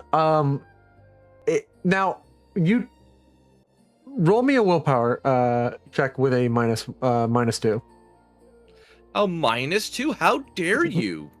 Sorry, but like the reason you're here is because this is the realm created by your book. It was the closest realm to you because, obviously. Yeah, you try and go somewhere else that's more like human, and like your brain like pictures hold on, human. DM, hold on. No, not yet. Oh, you got an opportunity. Huh? Who has an opportunity? Opposition of opportunity gets applied out. Arden had an opportunity. Oh, right, yeah, you have an No, opportunity. You because can the push, but fumble you DM gets opportunity. Yeah, You made that opportunity as Lola Bunny. Yeah, and I Lola Bunny'd you because that's just funny to me.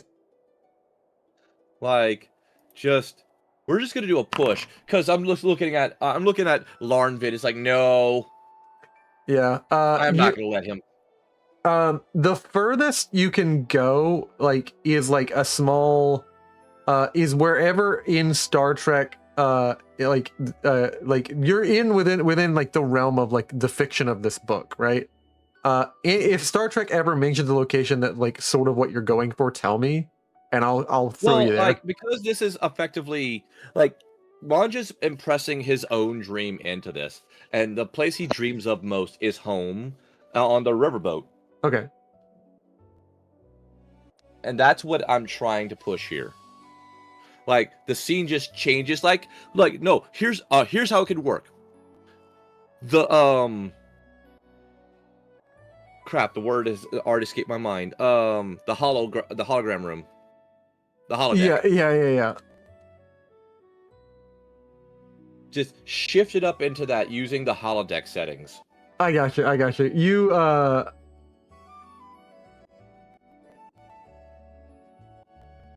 You manifest yourself into by your sheer willpower. You're like, I know a way to get around this, and like for the foreseeable future, anytime you want to like be somewhere you want to be, the closest realm in the dream realm that you have control over is always going to be this book.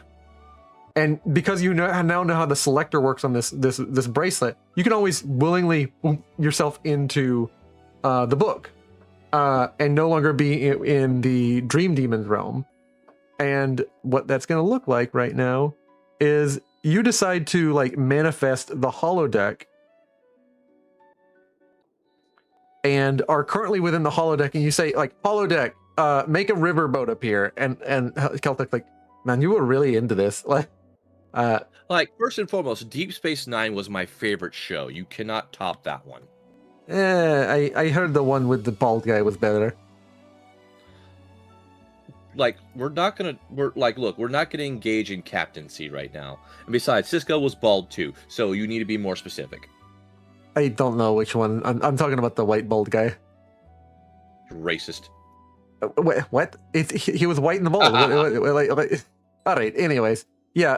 Like you arrive on a riverboat, and now that you're on the riverboat, what are you deciding to do? Like, it's more like I'm just defining the characteristics of the riverboat. I'm pretty much getting it as close to TABRA settings as possible. Okay. Like describing like what the people inside the various races, what's going on, the ambience, very much just setting the tone as it should be, as close to as he can to memory.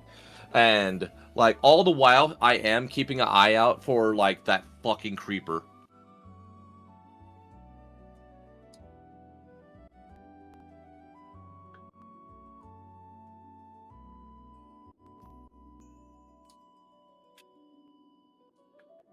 Yeah. Now, interestingly enough, you're safe in this. Something deep within you tells you you're safe here, Manja. Like here within this dream realm that this realm that which you have almost total control over because the possession belongs to you. You are now at home on your family's monkey boat, on your whatever. Actually, what is the name of the trading boat that operates on the Mother Run River within the Gome jungle? You have now asked me for something I don't have information on. I don't know. Like it's because it's all a whole convoy. Yeah, as a GM, I can throw out names for you. That's what I do, man. I'll throw out names. This is the this boat is called the Two Pence. Works. So, like, I look at Keltac. All right, so here's the thing. After we leave, and if you're still stuck here, it's essentially a holodeck. Just simply say holodeck X, describe the place and things you want. It will generate those things to the best of its ability. All right.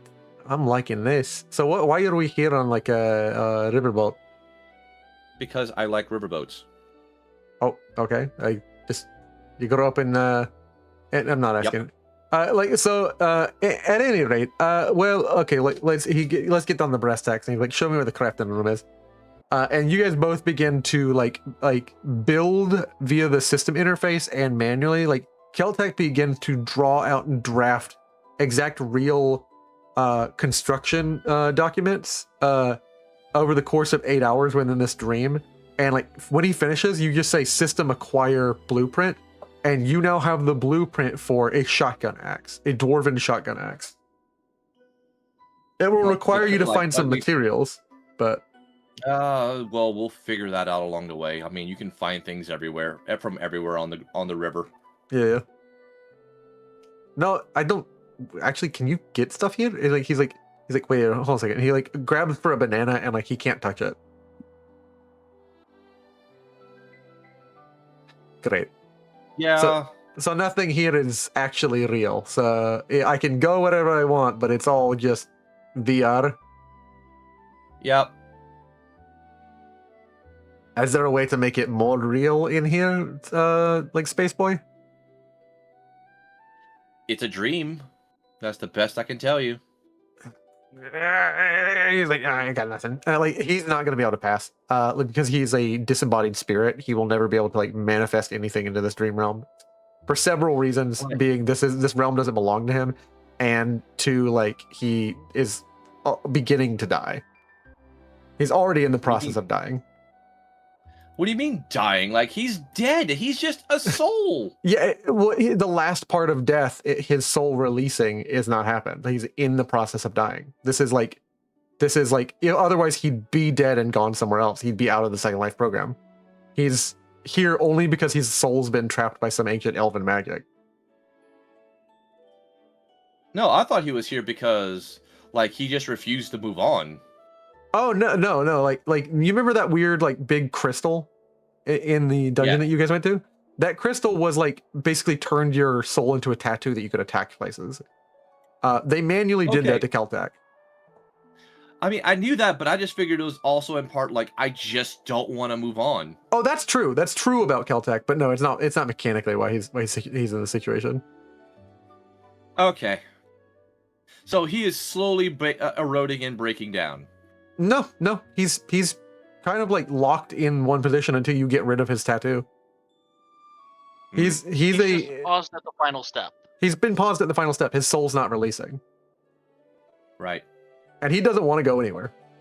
Which is why he argued with you so much to put him somewhere, wherever you wanted to. And you put him in this book. And now this is his realm. Alright, let's see here. He's like, riverboat's nice, now we're done. Okay, how long we got? You're here for like an 8-hour full night rest, right? We got we've done like about 7 hours. You'll wake up at like 6:30. Here. Give me the words. What do I say? What do I look up and say to this wacky I mean, I just give him the primer on it. Just wham.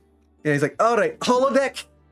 I want an Xbox Live server, 2008, Call of Duty lobby, full filters off, and even more, I want a 2-bedroom specifically laid out as I describe, trailer with a Panasonic TV, tube TV, and let's see here, a white Xbox controller, and like it appears in front of me. He's like, fucking great. And the game playing on the screen, Call of Duty Modern Warfare 2.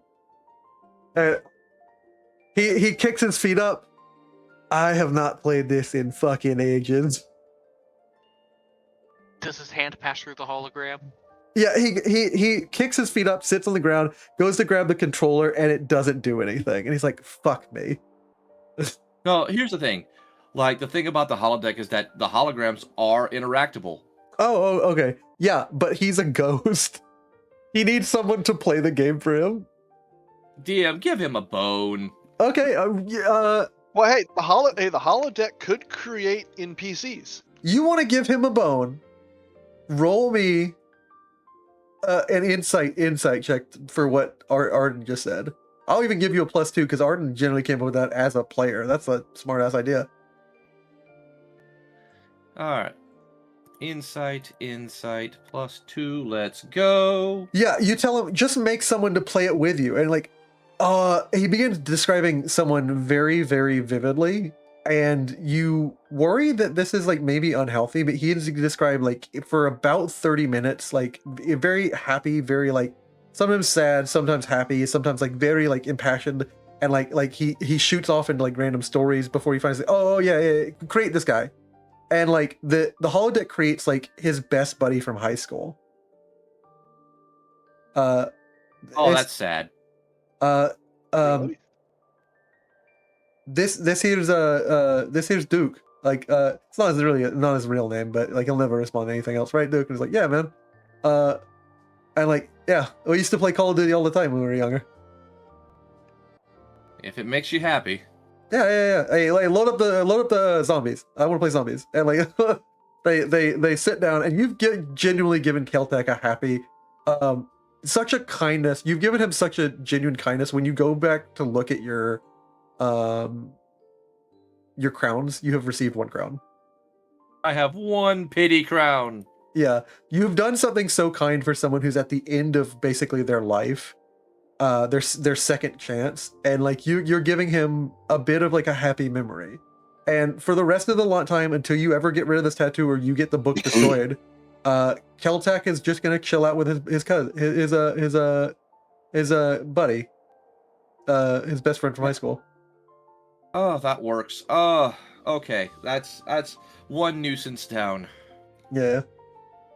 And you guys wake up, genuinely out, Larnvid disappears. Hi, I want to play, or Larnvid says his signature line. Larnvid go. I just give them a thumbs up, and I just use the bracelet to pop out. Yeah, and gone are you from the realm of your of the book of Ferengi. I'm trying to remember what it was called exactly. Ferengi, the rules of acquisition. Yeah, the Ferengi rules of acquisition. Gone are you from this book, and you are back on the road. I actually found a video. I almost posted it, but I found a video that is literally all of the rules of acquisition from the show. Yup. You wake up, and I know there is an actual whole book where it has all of them, but it's strange to you. Like, the only person who doesn't get a great rest, but I will give him. I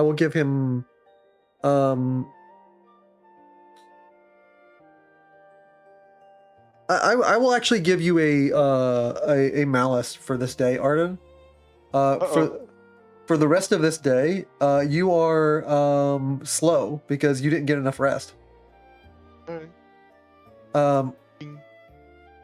Because it appears that whatever this dream demon is doing, he's attempting to like tire you out by like not letting you rest, and you have to be occupying yourself in the dream realm too. You never actually get to like dream the way you should. Arnvid managed to just like, he popped in a realm and he just like popped back out, and he has his magical like crown store thing. But Manja is fine because he occupied himself with something fun. Arden, the last thing you remember is like you got Lola Bunny and you're like, hey, wait a minute.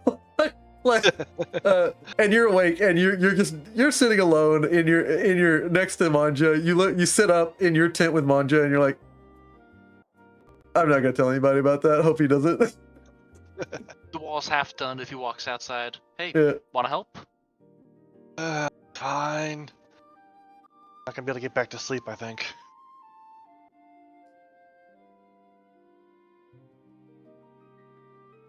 Here's the thing. Why is Arden being affected, though? He was never invited into the dream. Arden, like it was always me and Arnvid. The dream demon has like brought him in to this situation. That was the thing, though. Well, here's the thing. Like Arnvid, we got invited in. I invited him in because that was the original point. Yeah. And we made a deal to continually meet with him. Like, my whole point is, like, no, you don't get access to them. You have to deal with me. Oh, interesting. Like, the last time Arden came in, it was a dream version of Arden. Yeah, in that case, only you will go into the dream, and they will just have a regular experience. I mean, but like, the demon could have broken the rules of hospitality and gone against our wish. He technically didn't go into break the rules, and like this is a weird technicality. But if now that you're like thinking about it, you could talk to him about this. But like he basically didn't meet with y'all. He didn't. But he's wearing you down. He's essentially drawing you in. It's like he's casting a wide net. He's denying you actual dreams until he finally meets with you. And maybe you die because like he's preventing you sleep. We can also say, because there was one time you brought me in where it wasn't a dream version of me. Yeah. And we could also say he's skirting the rules. Like, well, he's already been here once. Yeah. But whatever he's doing, genuinely, when you bring it up, he is breaking rules, so that will help you. You guys wake up and continue on the road. Make me another travel roll. All right, another D10. Another D10, yeah. Let's see what And- goofiness happens today. Actually, not another D10. I'm sorry. Good, because that was an 8. Yeah. It's not a D10 because you drop it by 1, and you're currently in prairies and countryside. You're in a D8, so it drops to a D6. 1d6. Let's go. 1, 1, 1, 1. 1, 2, or 3. Let's go. As you decide now, tell me, are you deciding to go north through all the the long field of stuff? Or are you going south at this fork? Oh, ooh, that is a good point. You know what? We're avoiding the crossroads. We're going north. As you go north, you genuinely happen upon another collection of I'll add them to your inventory, but I'm writing them down just so I can track stuff when I go back to go look over stuff. You gain 5 collections of bale flowers, like the stuff that like prevents demons from breaking your will and stuff. The things that can always affect mental effects. This tea or these leaves that you can just chew on to deal with it, like the terror of a demon. You find 5 of those just in a small copse at the edge of this farmland. Nice. Also, by the way, bam. Yeah. So I'm just using that to top off my ingredients. Don't worry about it. Yeah. You end up in Gazan, and I will say, Gazan is a happy little village right now. And you said 5 That veil appears to be a flowers? crossroad to me. You Maribel, guys, I really enjoyed the journey. I'm really gonna miss you guys. It was. I think this is the funnest part of my life, and if this is the only time I ever get to travel, that's gonna be really stink. You guys come back, and whenever you deal with all the monsters you got to deal with, or whatever you're all doing, you come back and we go. You know where I want to go? I've always wanted to see the Dark Elves, and I hear they're still around. And we met that mushroom guy. I want to see the rest of the mushroom people. I want to see if they're taller, bigger, weirder. Oh, weirder, trust me. Yeah, that's fine. And Absolutely weird. she has such a big smile on her face, and she's like Arnvid, and she gives you a really big hug, but it lingers just a little too long. Oh, You're you're doomed. Run. Yeah. I take a screenshot. Death glare. I take a screenshot and I mean, it's only fair. Photoshop it and with a big heart around them, Arnvid and girlfriend. yeah. To be fair, you earned this one. Yeah. Well, I'm During the hug, I'm gonna pull out the minigun, point it at Arden, mouth delete those, then put it away. yeah. I give you Manja, the absolute cutest post bunny the eyes. exact same ones. So, I have copies.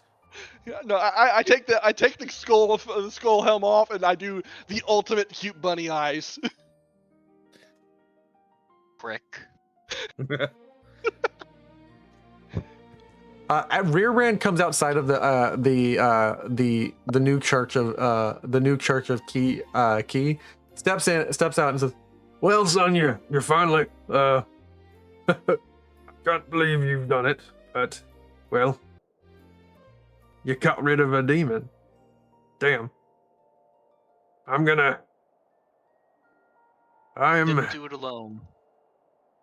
No, you didn't, and I'm very thankful for you, Maribel. And you've made an old man very proud and very at ease.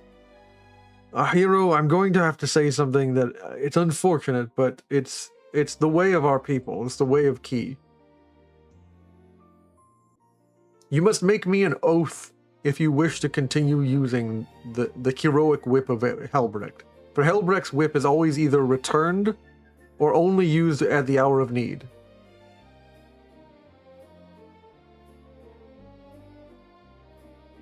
And if there's anyone who I think can fulfill this oath, it's you. Do you want to keep having the ancient whip of Helbrecht, the monster slayer?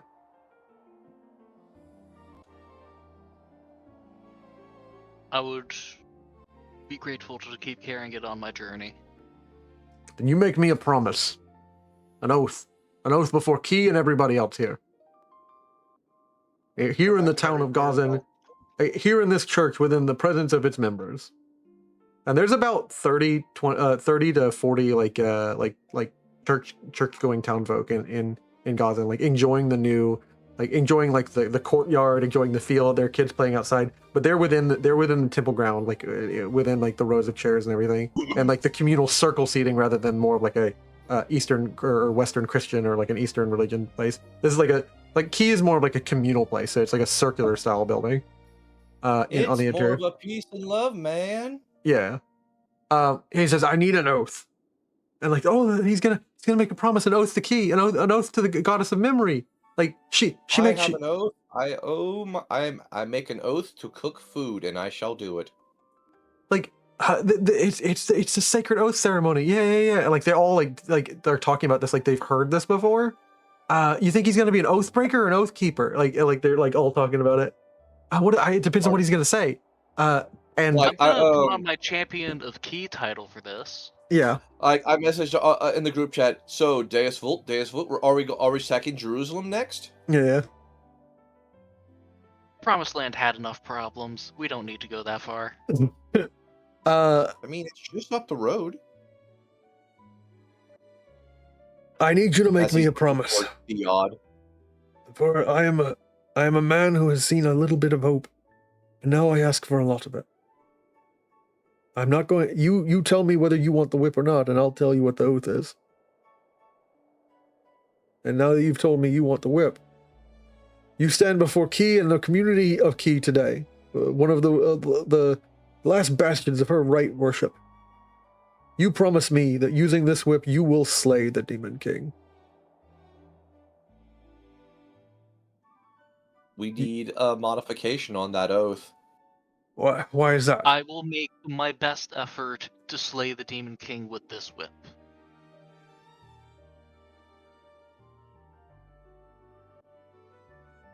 He pulls Manja aside and Arnred, and he like leans over and whispers, "What do you know that I don't?"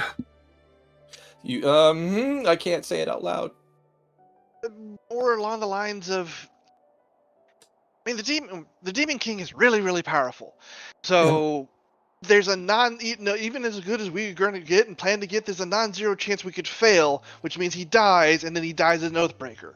So it's just kind of a little safety thing, you know? That's why I said I would put forth my best effort. The Demon King has not paid his rent for the realm, and we must kick him out. How about this? You will make an oath before Key that you will deal with the threat of the Demon King.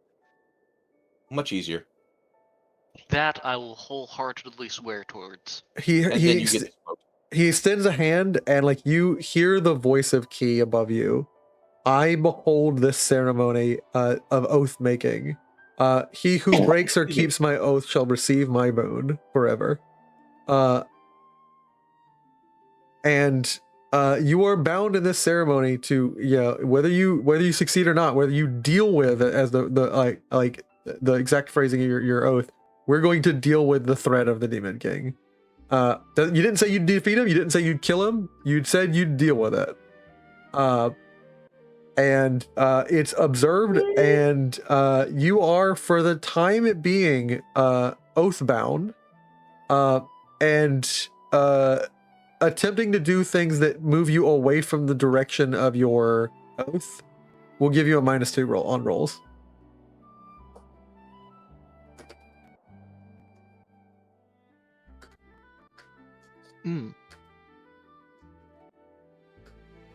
Arnvid Othenson, really?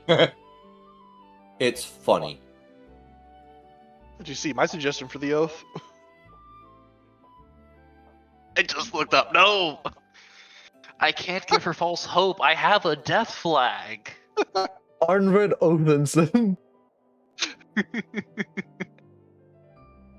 It really does just He was sound like swearing. I just saw that in the chat, Marcus.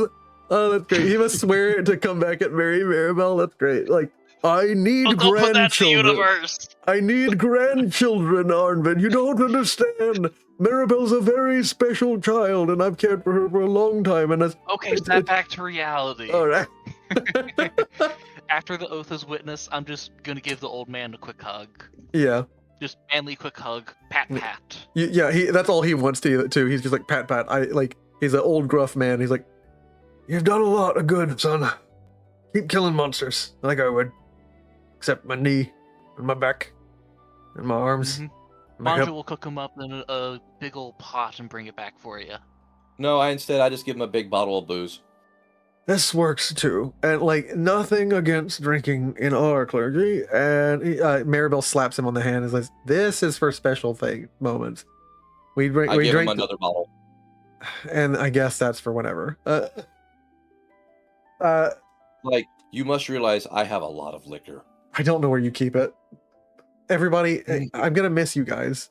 Make sure to come back, and like the second you deal with the Demon King, come back and she like blushes a little bit, and like we'll travel together again. Now let's go profane Theod. Yeah. You guys are currently in I'm not gonna Gaza. say anything to that because that's another death flag. Yeah. What are you talking about? I just want to kind of burn a town down. He just wants to go to the big temple No, your shit town. is fine. I'm just not responding to Mirabelle. Yeah. Is there a way to cut off their ley line? You have never heard of something like that? Make me an insight, and that's like a difficulty 16. It would probably hurt the world in some way. We gotta pay a price. Juniper would get involved. I literally have to roll a crit for this. If you succeed, that's gonna be awesome. But yeah. Nope. I'm not gonna fish for that one. However, I will do this instead. I'm gonna pop a failure point, DM. Okay. I want information. What do you want? Information. Is it possible to cut the Church of Theod off from a ley line? Because I'm that petty. Opportunity, not a fabula point.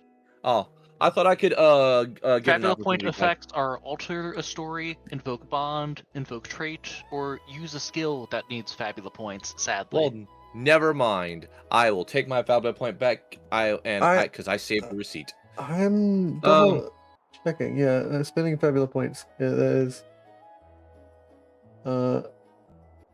I do want to double check that he's correct. Not that I doubt you, Arnred, but I just want to. I have the cheat sheet over here on another tab. You're looking at an opportunity information. That's if we get a crit. Yeah. I know. However, Yes. I am magically inclined.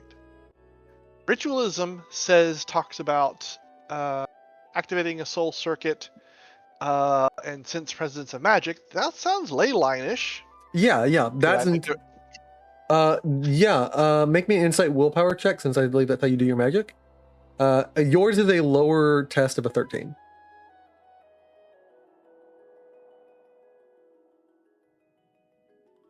Willpower 13. Roll. Oh. And you know what? But I'm going to reroll, invoke a trait to reroll. Okay. Impulsive, because the idea of, hey, let's fuck up a ley line sounds very impulsive to me. Yeah. You're gonna want to hit both of those since 5 is below the average. Yep. Firm. Okay. You can push with a bond. I am, but first I am also, and this is half the reason why I did it. Indomitable Spirit. I'm removing that slow. Okay. Nice. And yes, I will push. Invoke Bond, and I will invoke Manja Bond because I'm helping Manja. Yeah. 13. Amazing. I'll take Amazing. that. Desperately searching through your mind, something occurs to you that like was always warned about. Like it's a strange confluence of remembering that like in your town, there are a couple earthen mounds where like it was discussed, like, hey, why are those built? And it's like one of the ley lines became corrupted, and like there's a ritual you can do where you can pour out enough earth magic that you just clog the line. Like it both is like in a spiritual sense, it's clogging it like whatever pure magic with like just earth, and it also literally builds like a earthen mound there. Yeah. So doing this ritual, you could essentially clog a ley line that way. Well, I couldn't because I don't have elemental ritualism, but Yeah. But it is entirely possible to. Yeah, it's entirely possible. Other solutions would be any way to just shove a lot of earth magic somewhere. so Now- it's theoretically possible. Just it's gonna take a lot of work. Yeah. Cool. I don't have a lot of work in me. I have a lot of mischief. So instead, I'm going to tolerate this for now. Hey. no, wait. I have an idea. I have a great and terrible idea. I summon a dragon bone. We used up all those. We used them all, every single one of them. I got Oh. 2 left. Oh, you do? I think Yeah. I have some bones left as well. This is the Mountain I used Dragon up all King's mine, used bones. up Mirabelle's. This is the Mountain Dragon King's. He is a Earth Dragon. Oh. Let's go full. I think it's Shinobi. We just take one of these and drive them in the ground with a. Oh wait, are you suggesting using dragon bones as nails? Yeah. Hey guys, who wants to go on a trip and on our favorite piece of shit? Don't we need to kill the Cragboar still? We're taking an extended side trip. We're Been ruining very a religion, expensive my so dude. far.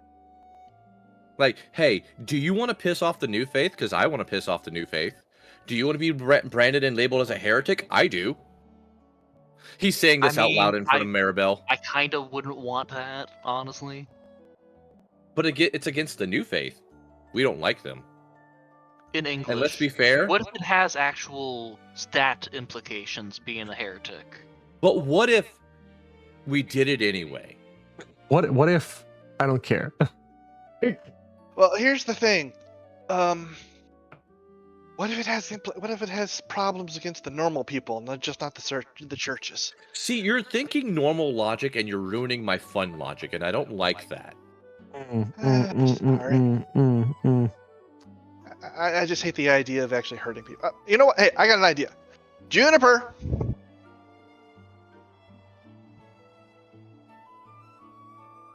Yes, everybody? A quick question, and I think you can answer this. If somebody was to cut off a ley line to an area, would it cause suffering for the people in the area, or just affect things such as religious-based practices? It's a deeply involved thing on TABRA, but it generally weakens both the amount of people who wish to come to worship and the effects of the one that they worship. So it wouldn't cause like health problems or crop problems or anything like that. It's all tied to the spiritualism side. Only if someone has literally sworn their life to the deity. They have tied their life force to the deities. Thank you very much, Juniper. I turn to Maja. I'm in. Manja throws the bone back into research. Dragon bone nails, go! You're told that this will take Their you. fault. This will take you about 24 hours to craft. You're And still we'll speaking get- with Juniper's voice. You're told that this will take you about 24 hours to craft 3 nails. That's fine. It's fine. Manja's just like, I'm gonna do some mischief. I'm gonna ruin their day. It's like, he's not even considering the consequences. He's just like, I'm gonna be that guy. It's gonna be done- Scout out some good spots? If I had the choice, I would fly above them and piss upon their roofs. Yeah. Well, So- I mean, Arnvid can help you with that. So all you need to do Nah, is to take a single one of these nails and drive it into the ground, in the ley line, specifically wherever the ley line is at Theod, and it will the town will dwindle in people anybody who's sworn their lives to Ruler and Tone will die. Ruler and Tone aren't real, therefore they won't die. Theoretically.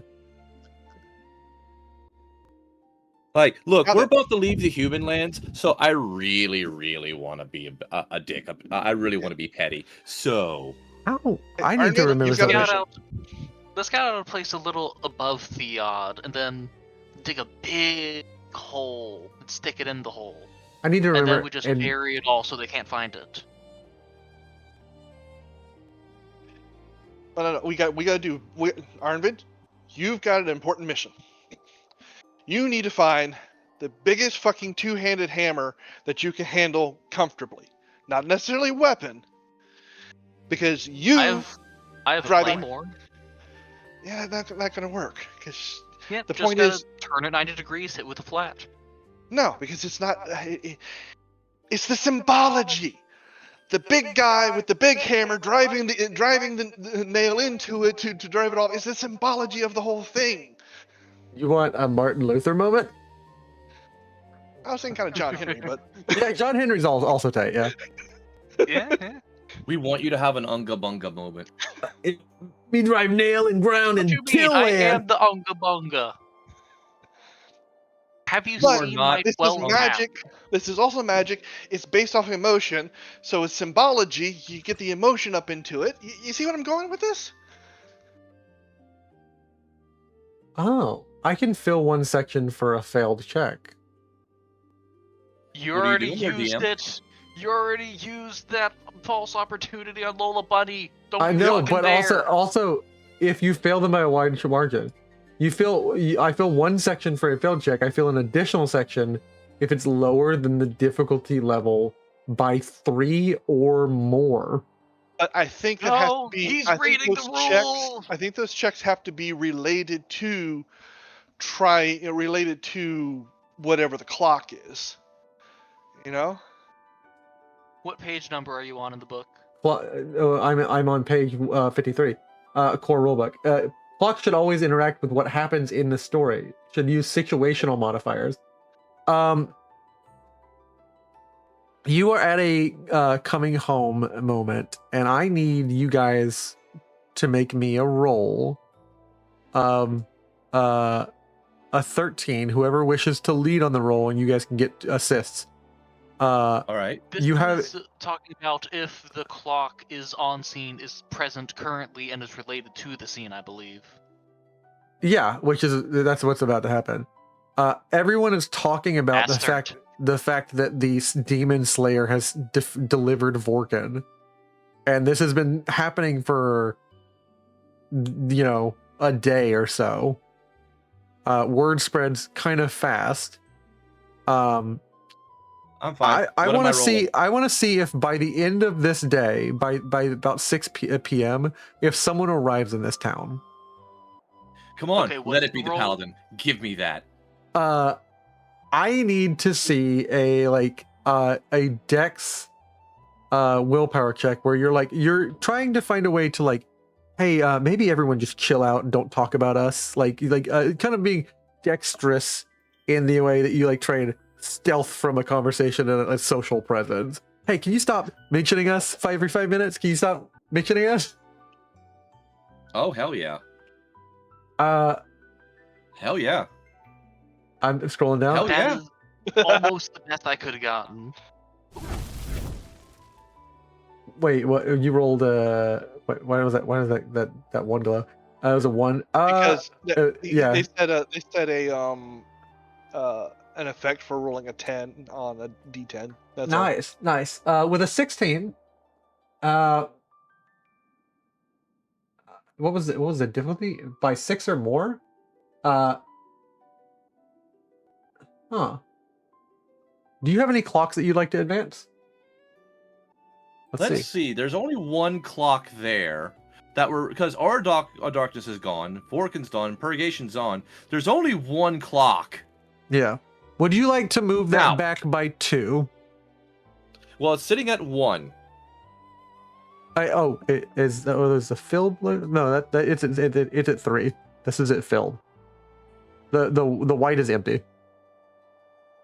Oh, we were a lot more danger than I thought. You had one more. That's what I was trying to Fuck trigger. me. You didn't realize. I honestly thought that we were good this entire time. You know, you have been Now- on the needle of a thread this entire Filled-in time. segments are the green ones. Yeah. The air brake is like looking for you. He's like, I'm sniffing out this monkey. So here's the thing. Now, me, the player, Artie, wants Arbrick to show up. Why? Because I'm gonna be that guy. I am gonna be the most antagonistic bastard ever. I cannot stop this from happening. Manja realizes that if this guy shows up here and now, it's gonna be a problem for the people here and us by extension. Yeah. But most of the people, and especially if they see the new temple. More problems than necessary. And He it's gonna wants to be a delay that reputation action. killer if we murder a paladin. Here's the thing. I, the player, want to murder the paladin. We can do But- it subtle outside the town. But I know. But remember, by the Fabula rules. Yeah. When we defeat an enemy, any enemy, death is not the assumed action. Correct. It's a surrender. Now, We just, because we're dealing with mostly monsters, have been saying yes, we finish them off. but also, also just don't want another combat this late in the game. Yeah. That's fair. That's fair. Like, let's reset that cock a couple spaces if you don't mind. Yeah, it will roll back by 2.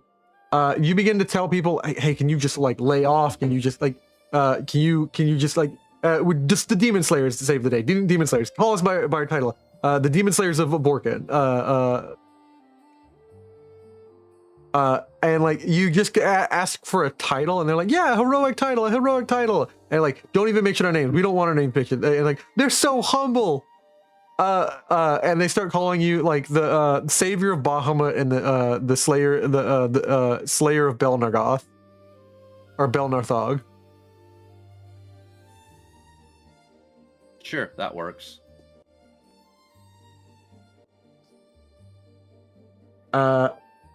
You really thought we were only at one filled segment of the clock? Yes, the entire time. And you do your best to essentially affect like, hey, can no one keep talking about this, please? And then you realize like these people will kind of like keep like spreading your info, and you need to get out of town. Like you need to like be Like, not the subject of the town. Manja just conversation. like brushes off his clothes, and suddenly they just turn all black. She's Yeah. like, And then, 'cause like- I'm using. Yeah, you're using the color, and then like everyone gasps. Maybe his clothes are still cursed, and like maybe he has some of the curse on him, and like the people begin to like disperse. Like the crowd immediately like, oh no, we don't want to get sick, and disperses. I am now entering my emo phase. Yeah, Manja's in all black clothes. You weren't always there? What are you talking about? I have been nothing but a force of positivity in this life. Force of chaos. I am positively wanting to like not cause trouble for this town. I am positively looking to put a nail in the ground and piss off a whole church. Why am I so huge? Because I'm doing this. Why is my ego so big? I'd say it's about average. Why am I glowing? This is worse. Oh, What? Why am I glowing? that was me. That was me. I was trying to find an image of. Oh, here we go. I can do it. I'm thinking like the freaking. Oh, there I am. Ah, You go through emo phase. behold, I am the new demon lord. Behold. Because you also have the makeup too, so you can turn your hair black. You give yourself black lips. I was makeup. absolutely gonna go that entire way. Yeah. It's like, no, I Why am does not that Manja. I am effect his look evil like twin, the Press John of Death Bon. from Fire Force? Yeah, because it's the macro effect is black fire, I was looking for the effect for like a simple color, and couldn't find one. So Mr. Negative, catch fire, dope. yeah. But suffice it to say, you caused people to disperse because of your shenanigans. What are you guys doing next? You are in the town that still has Elder Ruel and her daughter. They seem to be like just prepping something in their town or in their alchemy house. The rest of the townsfolk have just kind of dispersed. Like if whenever you enter in, people like have like begun spreading a rumor that maybe a little bit of sickness lingers on one of the demon slayers, and like they've been told to avoid the dark monkey man, and you are essentially not a pariah, but you are definitely a room clearer. Like if you go into a tavern, people will quickly wrap up and like, hey, I'll take this to go, and like they leave with their alcohol. That's fine. I really don't need anything from this town. I just need I needed to drop off the Clarabelle, and now we go. Now we must travel. Come, We have come, two Arthur. side quests before going to a guild quest. We should probably Yes. step on it. Yeah, Let us go. We have mischief to cause. let's go. And Like- Airbrake has been rolled back. So I want to do a short scene with Airbrake. I want to do a short cutscene, as it allows you to, and give you guys a fabula point. So let me guess. Just to think, you're going to pump the air brakes. I'm going to pump the air brakes. Ooh. Oh, hey, I know that town. Yeah, looking for. There, We there- go back to Froth. Yeah.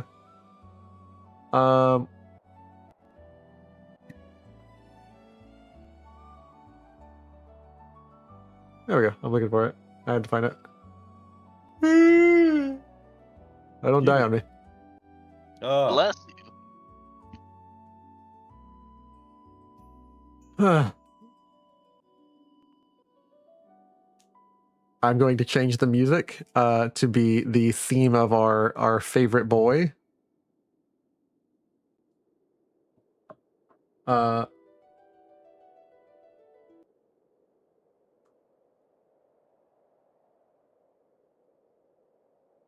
here we go.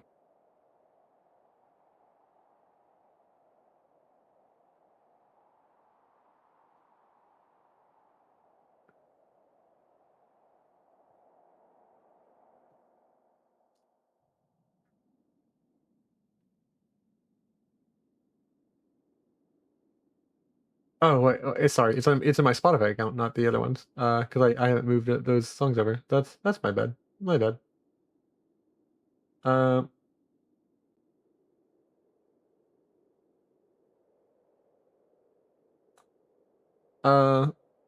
Let me just pull up the song and I'll play it. Sorry guys, it's taking longer than I expected. All good.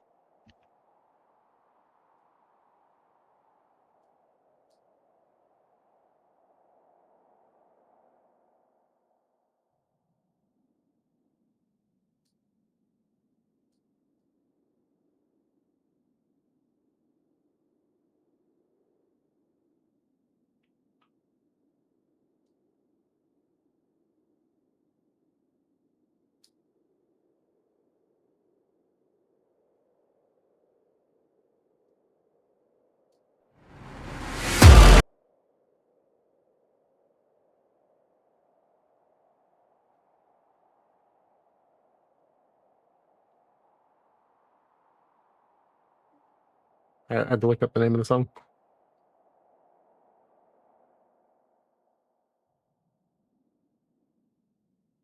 There we go.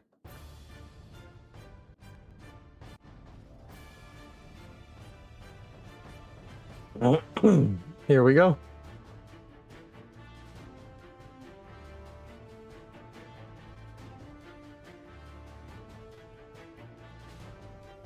Boy, Why are you taking so long? We are securing the location of these heretics to the church. These insulters to the sacredness of Saint Alfheim. We have finally secured that they are over in that wretched land of curses, likely spreading or exacerbating it. It's just Night Alfheim, like Night Airbreak. It's just the pack's beginning. The pack's beginning to what? Beginning to weigh on you. It should weigh on you. The cause and requirements of duty are weighty. Now get on with it. He's like and his pack begins to rip, and it finally drops. And he's like, "You are going to do so many push-ups to pay for the next backpack." What if I so much as hear another thread rip?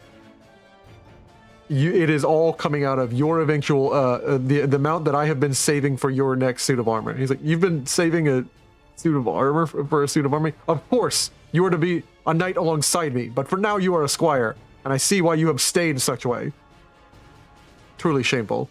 But we need to do something." "What, squire?" "We have to brave one of the most wretched land of truly deplorable character I have ever seen. We have to go to the market."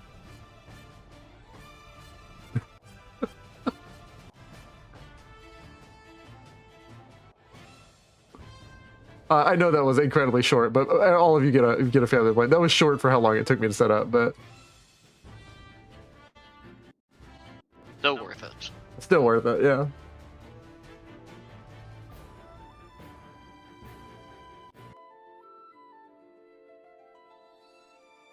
But you guys are just enjoying yourselves in the nice farmland town of Gazan. What the reality is, the reason they have delayed so much is Squire Erd's backpack finally broke, and he's now going to have to shop for a new one that's as sturdy as the other one that can hold up several hundreds pounds. And has church-approved branding. And yeah, has church-approved And he's threads gotta and do branding. his push-ups with It that backpack to make sure it really does stay. Like, It better be sacredly enchanted that it can support this much weight, and it better be Why? entirely wool or cotton. No mixing of Like, threads. then the church is absolute shit. Like, they would have a quartermaster for that. Like, Yeah. that should be issued by the church for the church. Yeah, that's not happening. That's the other part of this. He looks at him and he's like, "This is coming out of your pain, Squire Erd." Yep, his And more pain, importantly- that's for sure. Because remember, Airbreak is doing this to be an asshole. I doubt all of this is standard issue and protocol. He's trying to build up a man like himself. Yeah, in a lot of ways, he's trying to make a man as strong as himself. He genuinely believes that this will make him stronger, but also is kind of an asshole. You couldn't do this without being a little bit of one. You couldn't. What do you mean, kinda? Squire Erd just hangs his head, drops down, and says, "Oh yes, Knight Airbreak. We will brave the markets and find a new backpack." He's like, "And I'm adding another 50 pounds on. This is ridiculous, Squire."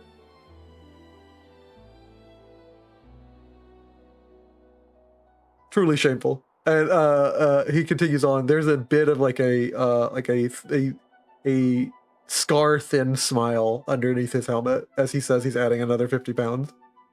Squire Erd is A single tear drops from Erd's eye. relieved, but now he has to more awkwardly carry it. Instead of on his back, mounted the way it should be, he's essentially deadlifting this pack in his arms. He's like, "You better not put that down until we're done finding you a new one." He's curl lifting the backpack. Sorry. Yeah. But now it's fine. That's like, these are the consequences of you succeeding so hard, Manja. Now his backpack broke, and now they're set back by 2 squares.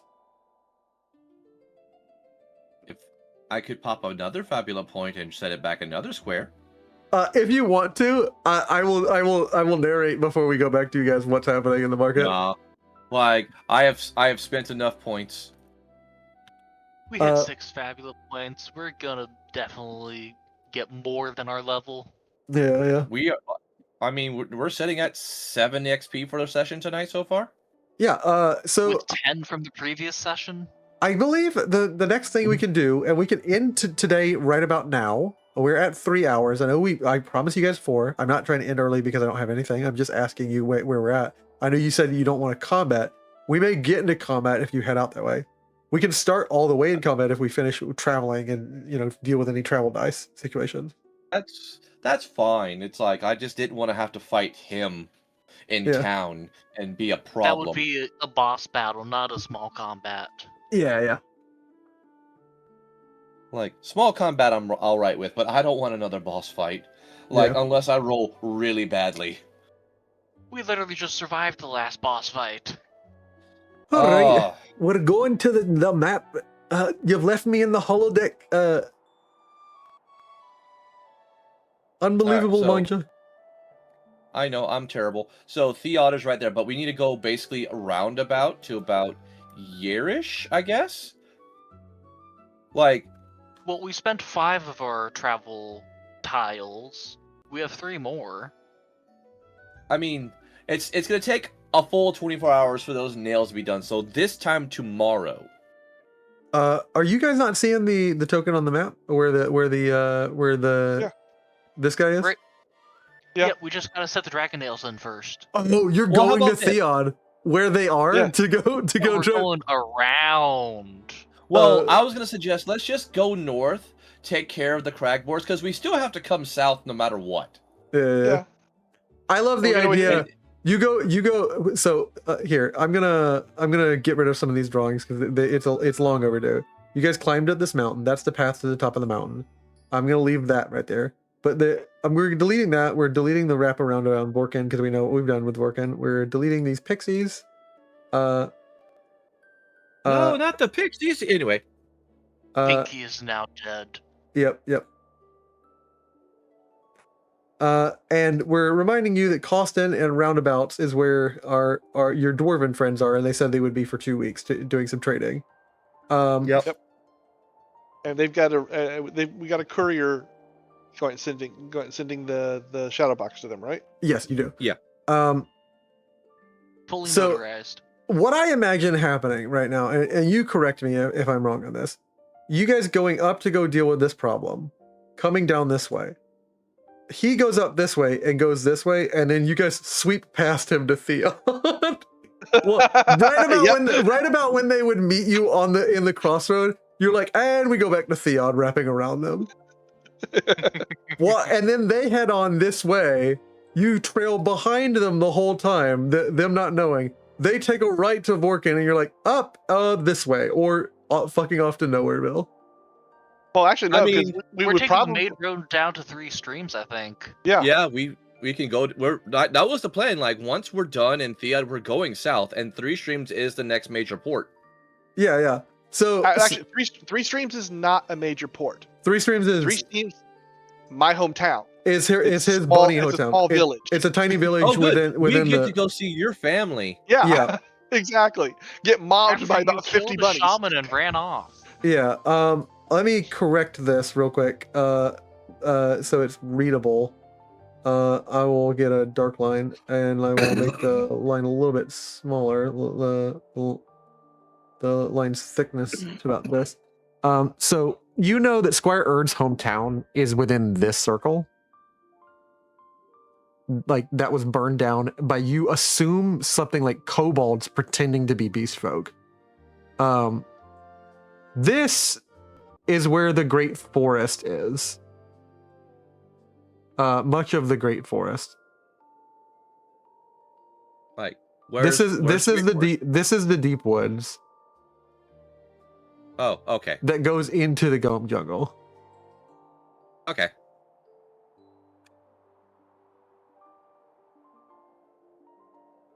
We had a player. The reason I named some of these towns, were originally like, these are actual towns I wanted, but Grey Cots was going to be a town for like a simple like there was a guy who was just going to be like straight up just like, I am the average town guard. I am just regular human dude. Like, I rolled regular basic Dave twice in my life, once on Earth and once on TABRA. I've never been anything special.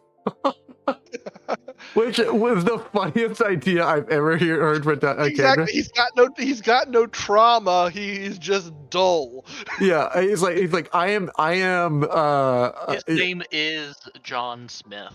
yeah, I am John Smith. In both worlds. I have the skill fighter and I fight. Which honestly, if more people could just play characters like that, that would bring me a deep sense of satisfaction and joy. I don't know why people don't. D&D Human Fighter, immediate. D&D Human Fighter, please. Please more. Sure, I've had first breakfast, but let me have second fighter. Yes. So we're going to go deal with these creatures. You guys can travel by 8. One of you can use his mount that he doesn't ride. He has a mount that he's bought, his Kelpie. This weird waterfish horse that you ride on, Manja. What does your waterfish horse look like? I think the God of War Ragnarok Kelpie when you go down to visit the Fates. Oh, it's just like a incredibly long maned like with like seaweed situation. Kelp, yes. Yeah, and like it is a regular horse that trails down into like almost like a dolphin like tail at the end, with like seaweed kelp hair. And you were just riding on this like always wet horse underneath your butt, Mancha, and meanwhile, Mr. Cool Guy gets to fly like he's like Goku having the time of his life. Hey, I am I'm on gonna do a a giant Superman jackalope. pose next to both of y'all. Yeah. I'm on a giant jackalope. That is cool too. That's also extremely turbulent. You're bouncing up and down, left and right, forward and backwards, trying not to get impaled by an antler. Yeah. And yet it is I a bit of a moved- nervous thing. Like the first couple hours of riding on it, it's like and like you finally get used to it. You're like, okay, this thing's not gonna impale me with the antlers, but I'm always a little on guard. They're good. They're good handles. With these soul mounts, I would say no. Yeah. It's like for instance, if the way I would say it is, yeah, anybody else rides on the Kelpie, their butt's wet. If Arnvid rides on it, his butt is not wet. Exactly.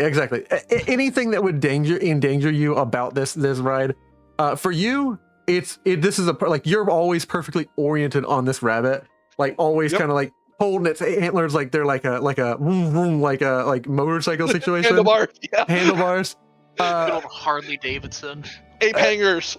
You are traveling 8 squares a day, so let me see here. Well, we had 3 left over for today. Yeah, so 3, 4, 5, 6, 7, 8, and then you can double back 3 more from that location. Actually, now that you're talking about, I totally see this whole thing acting being almost like a motorcycle. Like I take a hard turn and the whole thing's leaning, you know. Yeah. Because he's narrow. The jackalope's narrow, and so it just when he's going off, it just leans into the turns. Like the one set of feet slide while the other get traction. Yeah. Beautiful, truly beautiful. Go ahead and roll me your travel roll. This is normally going to be a D8, but again, you reduce it to a D6. Yay! Aha! Oh no! Motherfucker. Well, Amazing. I guess we are fighting the crag boars, so... You would be fighting the crag boars, but you run into something along the road on the way there, and I'm going to go ahead and drop It is the super ultra mega crag boar. on the road. What do you think happened on the way to the crag boars? Like as you get to the road and cross the road, you run into some individuals who are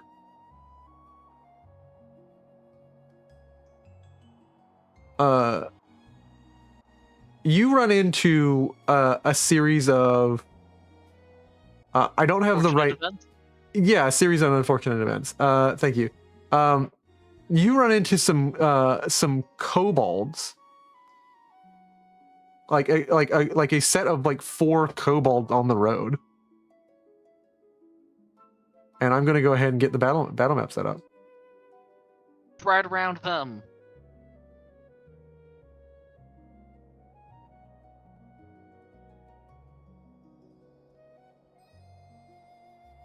These kobolds are like, this is the best art I could find. I need to find some better art for next time when you actually get to their lands.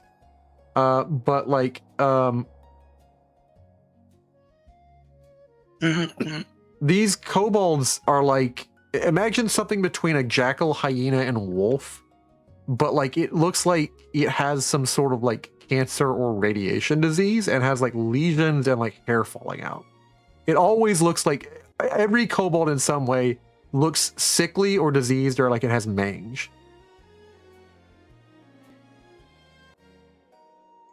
And for this reason, the beast folk typically consider them cursed.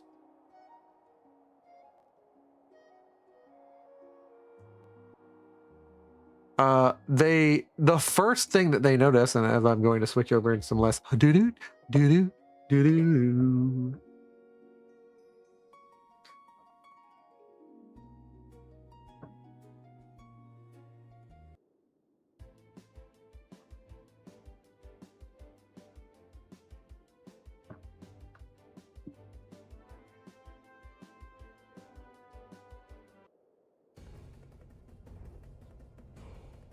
The first thing that these kobolds click onto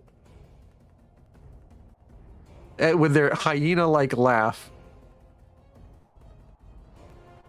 Oh, look, it's one of them. It's a bunch of the beast folks. Look, everybody. It's a monkey and a tasty little fox. Fox? Oh, Yes, he's a. I would. Sorry, my eyes are. Like, you notice he's got like little like milky eyes. They all have like a different kind of quality to them that looks a little bit sickly, but his eyes don't look that well. One of them slaps him on the head. He's like, "It's a bunny, you idiot." Rabbit. Yeah, you'll be delicious enough. It won't matter either way.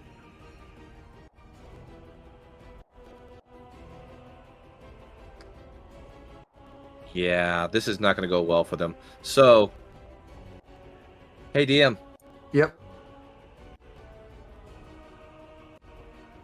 High speed. Okay, what is that? At the start of a conflict, you may spend 10 mind points. If you do so, choose one option and apply it before the start of the first round. Perform a free attack with a weapon you have equipped, or perform hinder or objective action. You also gain a bonus to equal to skill level to all checks. What are you doing? An attack? A free attack? Let's see. I'm just making sure things synergize correctly. I'm going to free attack. I'm going to barrage. Yep. As part of that. Nice. Now that's going to be giving me multi-2. Yeah, I'm not done yet. You also, just got a crit, so you can you get to apply. Oh, cool. We're gonna get to that in a second because it gets better. Warning shot. Yeah. So I'm gonna hit them both with shaken. So the front 2. Okay, both of these are shaken. I will apply target gets shaken and slow. Yeah, I get shaken and there we go. And opportunity. It's only one status effect. Yeah. I my brain wasn't letting me realize. I was like shaken, slow, or skill level. Skill level -10. Yeah. Go ahead. I'm trying to think of what opportunity here to apply. Because it's not much I can do. You know what? We're gonna say, huh? Affliction? Hit another one with shaken? Yeah. Let's say the one in the back also gets shaken.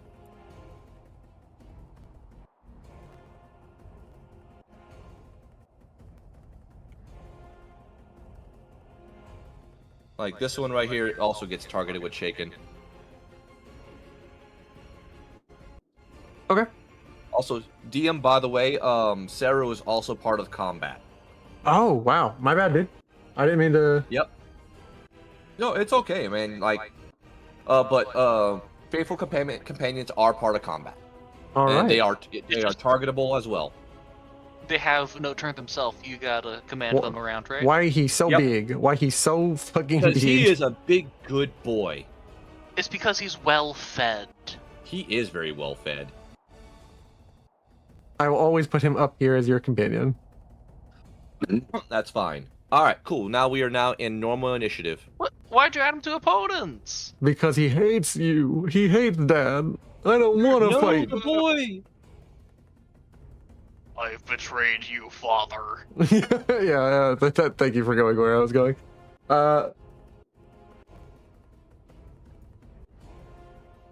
Who wants to lead initiative?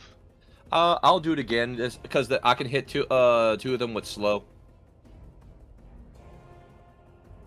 That way we can just stack up more debuffs. All right, so you'll go first. We'll begin the You guys don't encounter. mind? Allies. Yep. Oh. All right. Oh, they all fell off. What? I know. I'll fix that. Don't worry. No stress. All right, targeting these two. We're gonna do. Let's see. We're gonna do barrage damage. Isn't gonna matter in this. This is just a hit. Nope. We're gonna re-roll that. We're just gonna re-roll that. I'm gonna invoke my trait. We're just gonna roll with it. We're just gonna do that instead. There we go. That's a lot better. Damage doesn't matter because we're doing warning shot, and they're gonna be these two in the front are gonna be slowed. All right. And that is. Let's do it. I like, as a bit of combat, both you are beast folk. He would know nothing about it. Arnvid would know nothing. You've been told by people rumors about kobolds, but I've never met one before in your life. We did when we had the. Oh yeah, player at the beginning. There was one decent kobold you've ever met, which was interesting.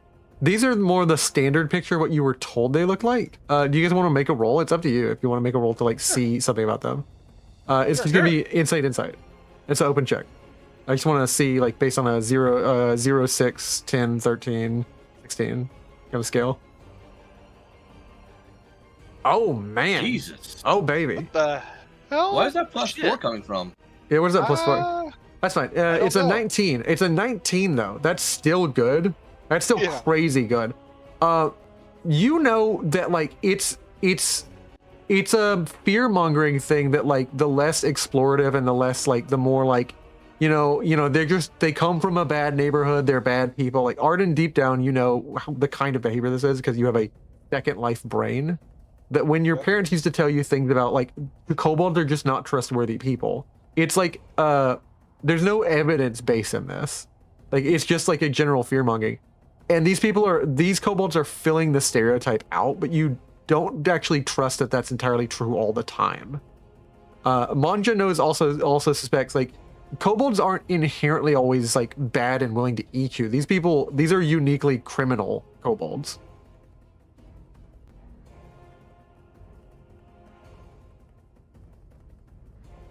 And then that's just the end of that explanation.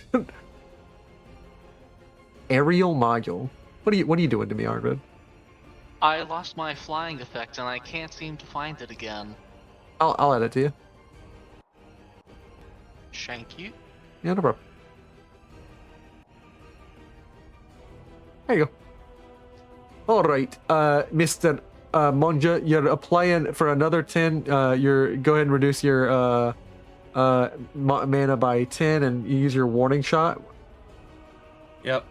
And that is going to apply another shaken to these guys. All of them become shaken. As you begin No. What? The front two were got hit with slow. That was my target. Oh, slow on the front too? My bad. Yeah. Like it was Mantra, take 10 points of mana back. You took the I saw. debuff from warning shot instead of the price of barrage. Yep, I caught that.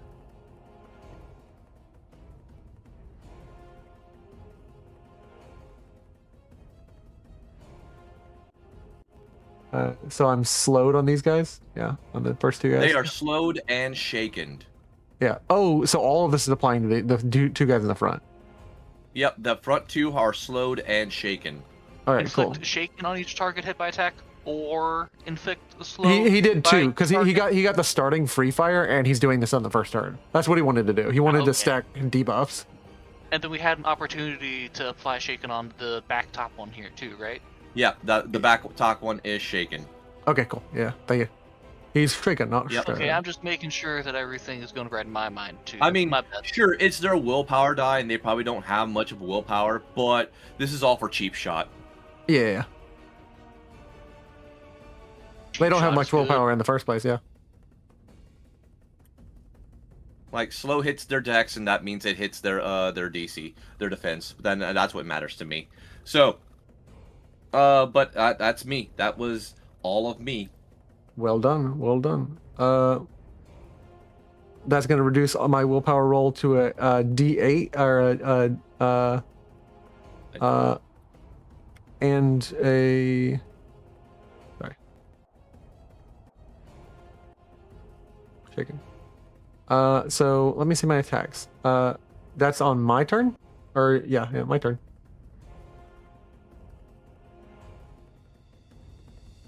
I'm taking a turn with this guy in the back left.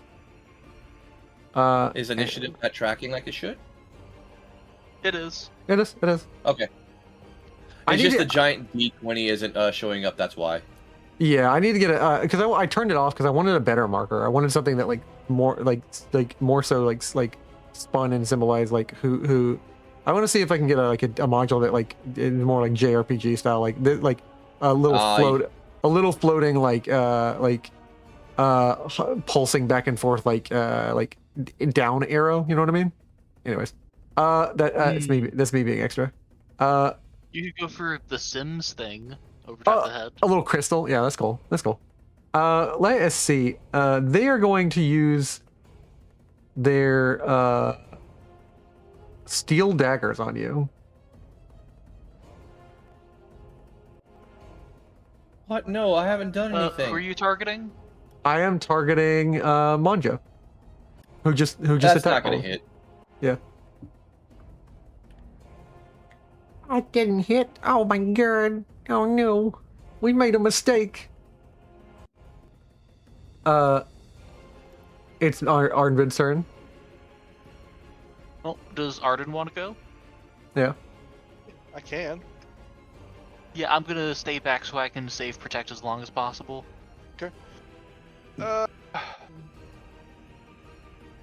Start basic, shall we? I'll aim for this one. We'll just start basic.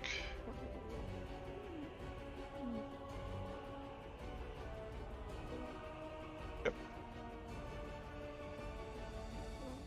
So 18 points of damage. Okay. 18 points of damage. Unbelievable. On who? This guy right here? Okay, yep. Not bad. All of them have about 50 health, so. And that was lightning, so let me double check with that. Nope, yep, just 18. Alright. Done. Yep. They're resistant to I can't tell you that. I don't want to tell you that. So it's going back to my the guy that you just hit. And I'm going to use some spells.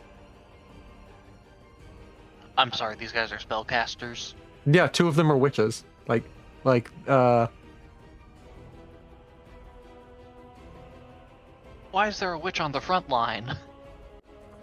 Because they do this. 2 of the witches on the front line do this. He's going. There's no front and back line in this game, so. Yeah, that too. They're all kind of spread out in front of you. He's going to prepare his other friend's weapon with a dark weapon spell. Oh no, he's getting the poop knife.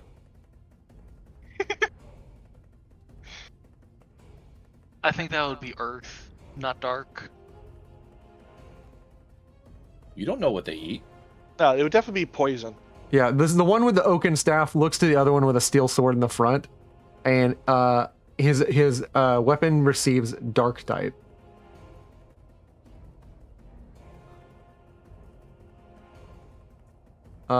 He also gets a free attack with it. So let me go ahead and see. Nope, only if you're using it on your own weapon. If you have that weapon equipped while you cast a spell, you may perform free attack as part of the same action. You know what? Since it's I am tempted to use it that way.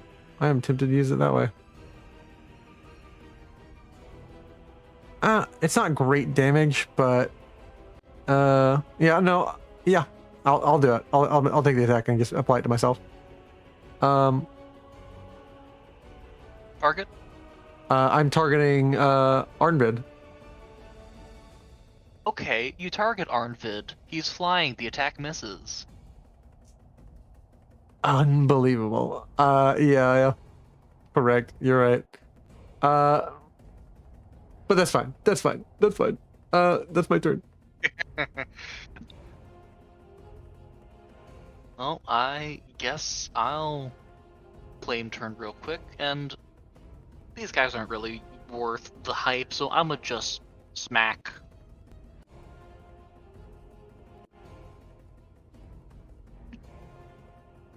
All right. I believe that hits my defensive 6. Yeah, that definitely hits. And +1 hype. Or defensive 9, rather. I'm looking defensive 9. My brain looked at that wrong. That's weird. I turned that upside down. And it does 15 damage, and you're applying hype to that? Nope, I'm skipping over hype. I gained 1 for landing a hit. Okay, cool. Yep, I'm in crisis.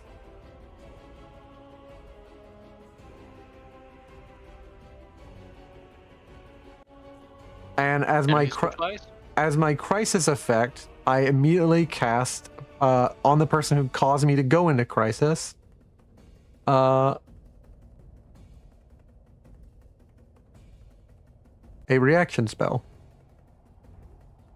He casts mid-combat crisis. Meh. I cast Umbra. It's a 13. I have a 14.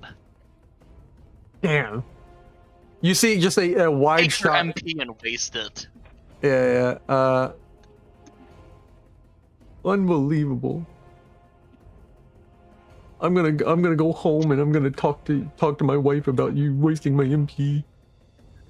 You don't understand, hon. They just I had a hard day at work. All right. Well, you know what helped People that on the out? road? All right. And then, oh, you guys have already clicked through all yours. So, let's see here. This guy is going to cast dark on the other one's weapon. So let's see here. I'm going to cast dark weapon again, and then the other scout is going to attack with a steel dagger on Arnvid, the Mr. Rabbit. Do they get the attack? I don't Well, think so. I casted it on their own weapon again. Yeah, but Arden already clicked through his, so it should be Arnvid's turn, or Arden's turn rather. I clicked through my turn. PCs are all good. It's 1 more kobold. Yeah, There's so 4 of them, 3 of us. yeah, he darked to the other guy's weapon. This steel dagger is dark. So you gotta click through his question mark then. No, there's 1 more. Yeah, Because we right attacked first, right? here. Yeah. So yeah, there's 1 more kobold attacking. Yeah. So this will be dark damage. And it's Against bad. 2. It's bad. And it should hit the bunny, but it definitely misses. That's bad. I'm angry. Okay. New round. New round. Arnvid, Is Manja. it E? Yeah, I believe it's Manja. Oh boy. So there I go doing things. We're going to slide that there. We're going to slide that there. And then we're going to do that. And then we're going to select that. Cool. And then we're going to do this. And then we're going to cast Made with Love so that everyone gets an ability of their choice. Die up. 1, 2, 3, And 4 because we count Seru as well. Hello, D12 willpower. Yep. And I am now Animata. But hey, I did what I wanted to do. We're gonna bump up my the dex. Make me a little bit harder to hit. And for Seru's gonna get insight.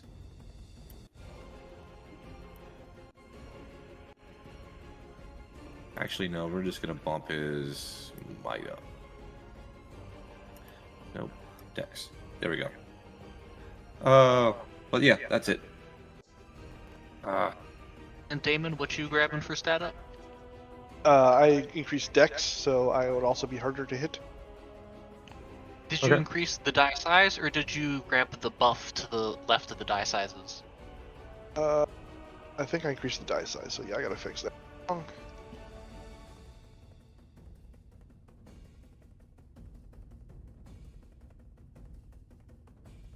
There we go, that fixed it. All right. Sweet. What do I want to do? Who do I want to attack with? You want to hit the guy who keeps making everyone else stronger. Yeah. No, you want to hit the big threat that does big damage here. Seru. Don't you dare encourage him to hit my boy.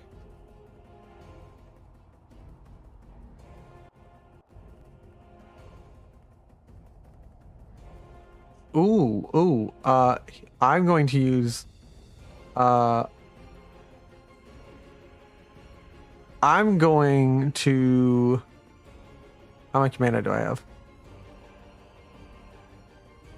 25? Okay, let's see if I have enough to cast this. Only one of them can cast it. And it's, it's a good final spell.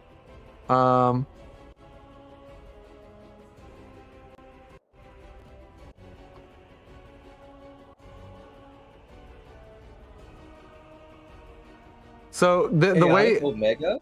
Yeah, so it's a variation. Like he begins to say a prayer, and he begins to say, "We'll see today who Kurga decides what wife for Snarl has taken a wife. He has finally left his long outcast status, and he has taken the goddess wolf of chaos as wife. We'll see who she favors." And he begins he throws his staff in the air and casts a spell on it. And it begins spinning, deciding who it will strike. You're going to roll 1d4 to see who it hits? I'm going to roll 1d4. He is a 4. You guys are 1 through 3. No, 1, 2, 3, 4. You're right, 1, 2, 3, 4. Companion. So he'll be 5. So 1d5. Yeah. He hits himself. That's hilarious. And let me make sure that he actually hits his he hits his magic defense. Nice. So he takes half his level plus 20 health, and I'm half tempted to protect and just finish him off ourselves, but that would just be rude. Yeah, no, he definitely kills himself with it. All right. Question for you then. Yeah. Is he tainted? Oh, he's. What do you mean? Where is it? My new skill. He hit himself in Crisis, so yeah. He lost HP in Crisis. But remember, with the way we're flavoring this, it's only the tainted dark magic. The monster. Right. After another you can see loses hit points in the air crisis and not undead, you gain 1 grave point. You may never have more than 1. You lose all. So that's the gained effect. Yeah. Oh, grave points. So, is he tainted? He's tainted by what he calls the goddess of chaos. But he's got the Remember, the idea is that there's actually 2 types of dark magic. Dark magic. Yeah, now. I got you. Yeah, and the one that comes from the Demon King is the taint. That's what this is. And that's what. Okay, so I do. So you see something interesting happen. The dark motes that usually float out of these creatures when we kill them, kind of pause, and all of a sudden get sucked into the eye holes of my mask. That's not concerning. Yeah. You're not setting up another Skype call with little DK, are ya? Because you're not getting graves points from regular people. You're only drawing grave points from the people who use demon magic, right? Yeah. People, monsters, anything that's corrupted. Corrupted, yeah. Because there is a good Basically, form of dark magic. I am voluntarily nerfing myself a little bit for RP flavor. Narrative. Yeah, Massive flavor win. yeah. But seeing as most of the stuff we fight is tainted one way or another, it's not going to be a major thing. It also informs you, narratively speaking, whatever they are worshiping they are probably wrong about it. Yeah. The other three hyena begin to laugh even though their ally has died, and they're like, clearly Kurga does not favor that one.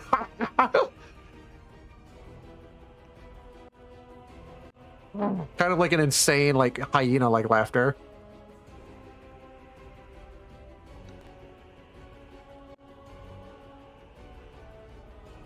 Alrighty then. Oh, Well, that went well for him. Arden, if you please. sure. You know what? I think these people need to be real. Show, you know, let's stop playing around, shall we? Let's go with you. Boom.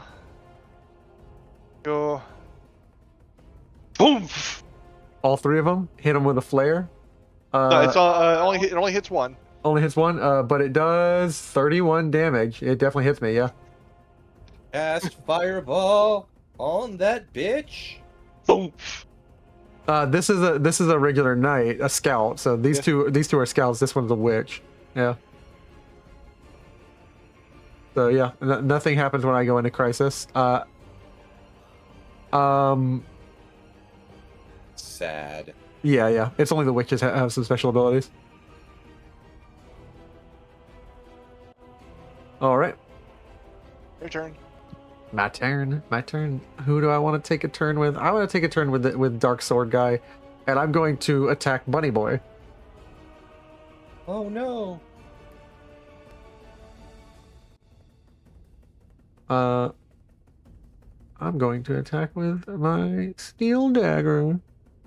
Oh no. 12 damage. It's dark damage. He missed It because I increased my dex. Damn it. Wait, can I spend? No, I can't. Ultimate pointer only. It's not a like, boss, you can't do yeah, ultimate. not. I just want to be cool like you guys.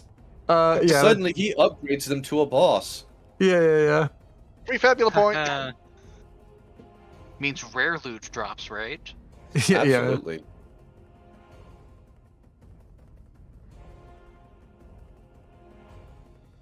It's now your turn, guys. I believe Arnvid it is time to kick butt. Oh, hi. I guess it is time to kick a little bit of ass over here.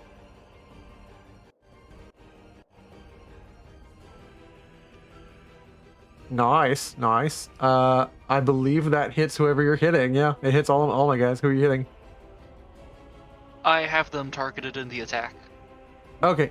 So it is light damage, correct? Nope, I'm not applying that skill. Okay, It's cool. just straight physical. Straight physical, 22. This guy's dead. You whip chain him across the face. That would be another. The weird thing about these Kurga kobolds is the kobolds of Kurga basically like will laugh every time one of their allies or you die. They don't care who dies. Fun fact, I don't care either. Yeah. Fun fact, I slightly care about myself dying again. Yeah, Uh, well, And yourself. The rest of you guys. The witch in the bottom left will take his turn, and he will I will use Chaotic Omega on this guy, spending his first 15. I can do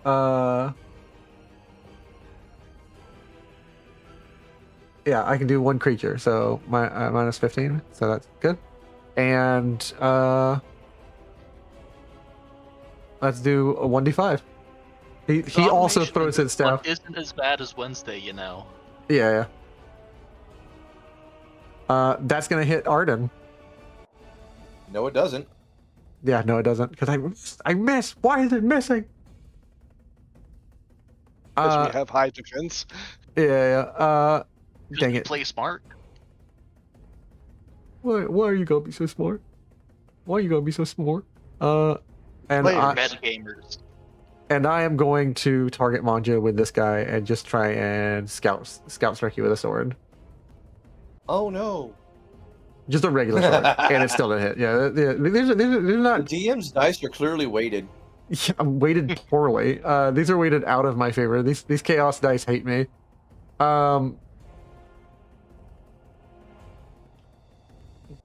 Cool.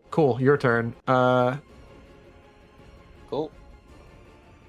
I have the turn, and I'm gonna grab. I pull Seru out, and I go, do the thing, and I hold him up so he's catching rays of the sun.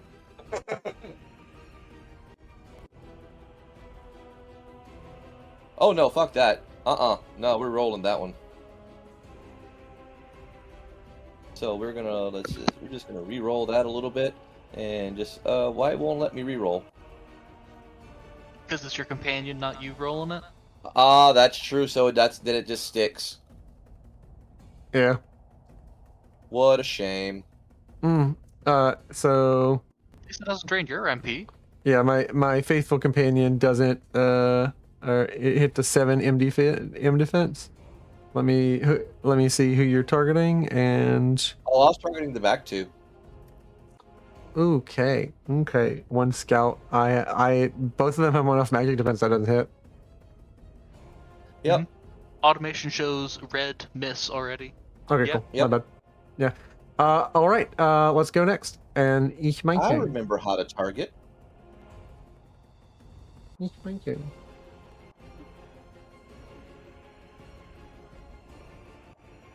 It's okay. We can try again next time. If enough survive. I mean, got one. They're both at full health, so I reckon at least one of them will survive until next round.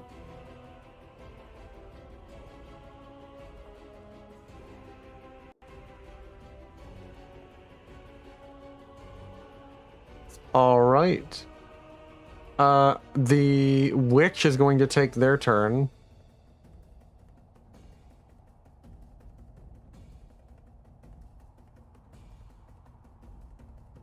And I'm going to cast willingly Umbra. And that means I get to target up to 3 creatures, but it costs me 3 MP each, and I only have, or 30, yeah, so I spend all the rest of my mana. Oh my. And I target all 3 of you guys and try and hit you with Umbra. You Well, missed. that hits me. That hits you? Does it nine Arnvid? No. Okay, so Arnvid is getting hit, but he's getting hit by... Nope. I have a 14 in magic defense. Okay, yeah. So he just flexes it away. I dodge and block, yeah. And you know you can shift T to target multiple people, right? Yeah, I can. That's my bad. It's been a minute, it's good. I'm just so used to not using the automation on stuff now because of that stupid Elder Scrolls game. Well, I love the players, but yeah, the automation branch has been killing me. All right. Cool. Arden and Arnvid, your turn. Mind You if I wanna go to go? protect back up? Go for it. I will take turn. And since the mage is now out of mana, I am just targeting the warrior.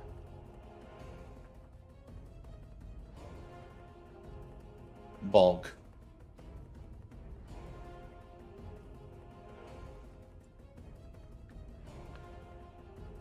Okay, cool. Targeting the warrior, that does 18 damage to me. Not bad.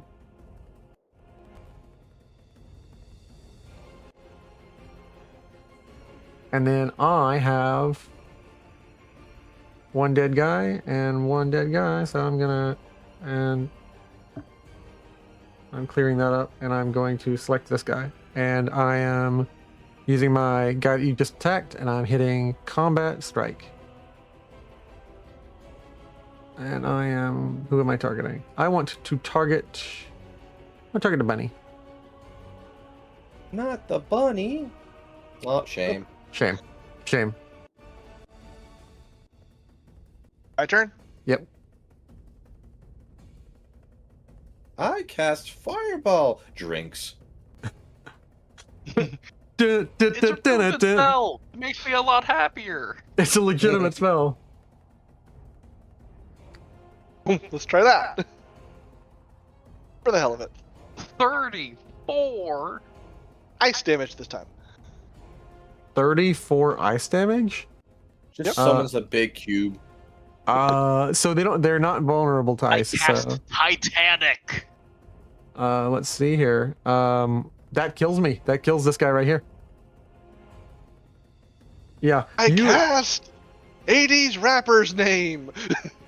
Ice Cube baby, and he's like, what? And like parts of him turn like cartoonishly, like you turn him into like just a giant ice cube, and it like slides across the like battlefield in front of the other one. And truly, like this is enough that it gets the final witch kobold just on the ground laughing. Kariga, and like he's just repeating the god of chaos's name. Yeah, this is why you don't worship chaos. It tends to go bad for you. Yeah. So top of the order. Top of the order. My guy will do. Wait. I shouldn't. What you mean? Yeah, I'm not saying what you mean. You take your turn, and then my guy will take his action. Yep. I see We're just Monjo gonna do already it. claimed. Just a normal attack. That's all. Just a dragon bone ladle. Gonna hit you for 19 damage. Throws it like a boomerang. Boom! It bounces back. You beat him over the head. He goes to reach for something in his pocket, and pulls out two horrid dark purple dice. With like it looks like bone white etching, like lettering and numbering, and he's going to roll a number. Is it his turn or a reaction? It's his turn because you just took your turn, Monjo. Yep. So he's He's gonna. already clicked off his used his turn. What? This is the that was the first action of this round. Yeah. I'm looking at the automation and I'm seeing I still have a turn and a dead guy on the other team. The other 3 dead guys on the other team still have their turns. Yeah, that's what it's weird. Like it's kind of like busting out, but I haven't taken my action with this guy. I just clicked through because you told me not to. That's why it's showing that I clicked through because I clicked by accident and like you were like, hey, don't take your turn yet. So he's going to reach in his pocket and he grabs these weird purple orbs and he shakes them in his hand and you hear the clacking. And each clacking sounds like bones. And he opens his hand and you can clearly see the dice reshape when he counts out how many of you there are. Both of the dice become D5s. The first dice is going to decide who gets hit. The second dice is going to decide what. If it hits a 1, it's a harmful effect that is doubled. If it's 2 through 5, it's just a regular effect. These are special dice that you may get after the combat. If it's a 2 through 5, or 2 through the last number, it's a regular damage. And if it's the last one, if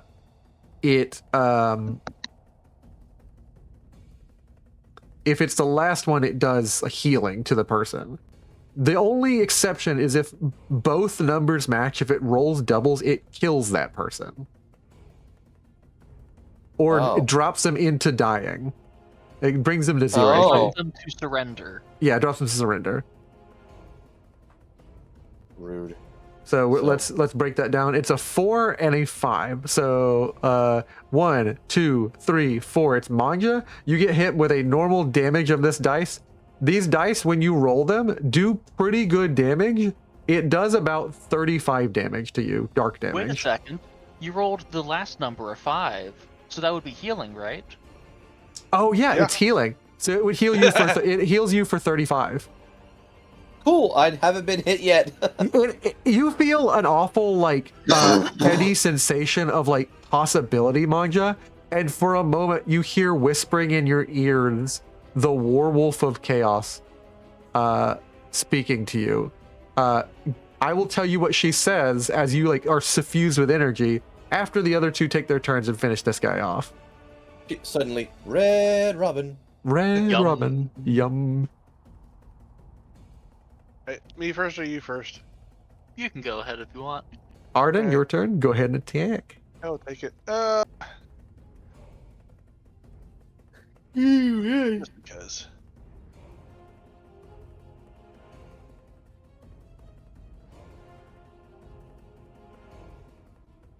Just dropping bombs here. Literally. Yeah. 34 damage. Oh, this guy's dead. This guy's dead. In the midst of while he burns this guy and like he laughs at his own dying in flames, he says, "The dice roll!" and just like laughs and screams. Kurga is whispering into your ears, Manja, while you're suffused with this horrid dark energy. You are beginning to hear, "I am she, Kurga of Possibility, the Werewolf of Snarl. Come to me, draw near to me, worship me and the outcast, and we will give you freedom. Every choice lies before you. With my dice, all possibilities become open to you. Come, play the game, play the dice, take up your mantle." So I dump high-proof alcohol on the dice, Yeah. and I toss them into the burning corpse that it was to Kobold. Yeah. You toss the dice? You know what I meant when I said it. Yeah, I know what you mean, but you toss a set of dice? Oh, you bastard! Yeah. Hold on. Yeah. We can deconstruct them using Nat Fantasy. No. You can just deconstruct them using that fantasy, but Mm-hmm. I think he threw those dice. So I need you to roll me 2d4. You're the starting one. Obviously Faithful Companion is 2. Arden is 3 and Arnvid is 4. Let's see what those dice are. A 3 and a 3. Arden immediately is like the dice begin to laugh, and so they roll, and Arden is immediately dropped down to 0. Like, I'm No, going I'm to not. protect that and take No, the I'm hit. not. No, Uh, he doesn't have to. You don't have to. yeah. Oh, really?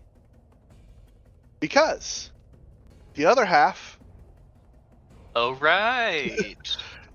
it makes it kind of dramatic. So that dice happen, and I like to think what happens is you get the glow of that chaotic energy, and my the eye holes of the skull mask glow and just kind of sucks it in.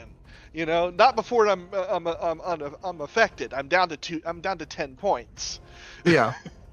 Almost refusing to let these dice ever move again. Your skull, where the 2 eye sockets are, draw in the like to refuse to let them move ever again, and to deny this, like as they've come flying to you to kill you, the chaos dice, or the dice of Kurga. One lands in the eye socket of the left eye, and one lands in the eye socket of the right eye, and your mask is now holding and like keeping in place the dice of Kurga. You are at 2 HP. 10. Or 10 HP, yeah. Skill level times lost grave points. 1 times 2 is 2. Oh no, yep. Right, you're right. Yeah, I'm drunk. you're Yep. you're, Hey, you're at 2 HP. You're fine, These you're dice fine. flying at you were hearing the mad laughing of a wolf, like the mad laughing and howling of a wolf, like it was coming to kill you, and your mask like flies in front of you, stops, and just sucks up the eyes, and like you're hit with the rest of the blast, and you're dropped to your drop to your knees, and that is combat.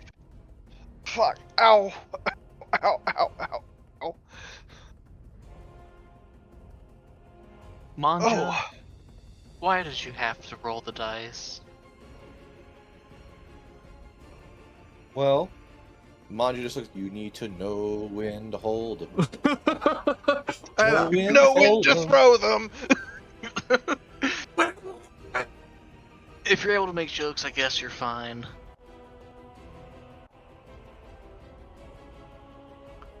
I will say for the foreseeable future, you can perform a ritual, and I'll say we end the combat here with you using an Entropist ritual to make sure that your skull affixes these horrid cursed dice as like amplifiers, and I will give you your skull mask as an item, and I will consume the chaos dice. Okay, cool. I'll take it. Damn. I would do one thing just to make it just a little bit. And so instead of having literal dice in there most of the time, Yeah. I would say just purple flames. Yeah, You know what I'm yeah. talking If about? they Like become purple iris. yeah, if they become consumed, if the Kurga dice become consumed, they're purple flames. Yeah, but more like Do you a want them in the slit. eye holes or tipping the points of the antlers? I think it's cool to have them in the eye holes. Yeah. But that's me. That's just me. That's typical cringy me. But the thing, way I see them, I see them. I see it normally. You don't see it. It's only like when I pull the mask down and I'm like in combat mode where the dark magic starts flaring, and the eye holes go dark. Then they become these little purple like cat slits almost, Yeah. and they move of their own. You know, they're not looking where I'm looking, and they're looking around. I feel like this is a good moment for me to double check the ritual, magic and rituals 68. I will say this: I do not. I mean, if you're going to give this to me, you can just give it to me because I don't have. Haven't bought ritualism for. Yeah, I'm giving you this as like a ritual that you can do right now. Yeah. Entropism. I'm just saying, I didn't buy the skill for that. Yeah, I got you. That's what I figured. You can spend up to 500 zenit and perform this ritual right here and right now in this place. It will consume the 500 zenit, and I'm trying to look up the ritual DC table difficulty. Page number 119. Thank you. I can't believe you found that so quick. I just went to the table of contents, found rituals, clicked.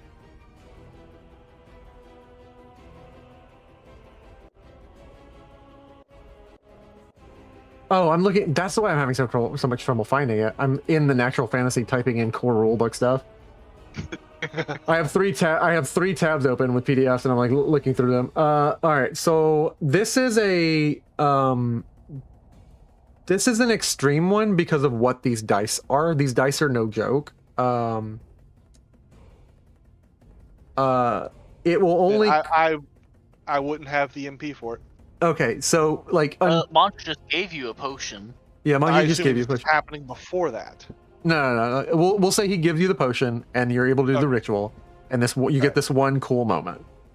Okay. It's gonna be 50 MP, and I'm gonna need you to roll me your test, which I believe ritualism is an insight willpower. Yep. You are DC6. activating a soul circuit. You sense the project of deeply dark magic, and are attempting to siphon off whatever powers here and tell the dark magic and dispel the dark magic away from the circuit of ether. Like you're refusing to let darkness into like the cycle of souls. I'm literally having to. I would have to roll maximum to be able to succeed. Hey, these are the dice of Kurga, baby. Like chances against chances, fates against fates. Insight, willpower, You could difficulty. not Two roll. points. You can reroll twice. And can I use? Ooh, I can use Darkness Defender, right? Yeah, you can. Title. Okay, so it gives me a +1 at least. Yeah. All right. Actually, on. you can use Demon Slayer. These are demonic dice. Well, either way, it's all here's the +1. thing, you still technically have the stat up dice. Yeah. Yeah, but I increased my dex. Ah, I wanted to increase my physical defense, so. Yeah, but yeah. You said that I could use the Demon Slayer one, but either way, any title is only a +1, right? The Demon Slayer is a +2. Oh, it's a +2. Oh, hell yeah, I'll take that. Yeah. It's a +2 because I got final hit. I thought. Oh the other yeah, side yeah. was Sorry, it's a +2 just for Arnvid. Or yeah, That's what I my bad. No Thanks worries. for All me. good, Keep all it straight. good. Yeah. Here we go. Upgraded with kills regardless, so we are gonna get it up there. Your mask will become one of 2 special items, and now that I have seen how you rolled, for now, it is a dangerous. I'm spending a fabula point. Okay, yeah, let's do it. Definitely rolling that one. You know what? Fuck it, all the way. Keep insight. You're gonna want that for the crit. Gives you a 1 in 6 chance. True. And hold on a sec, it failed on me.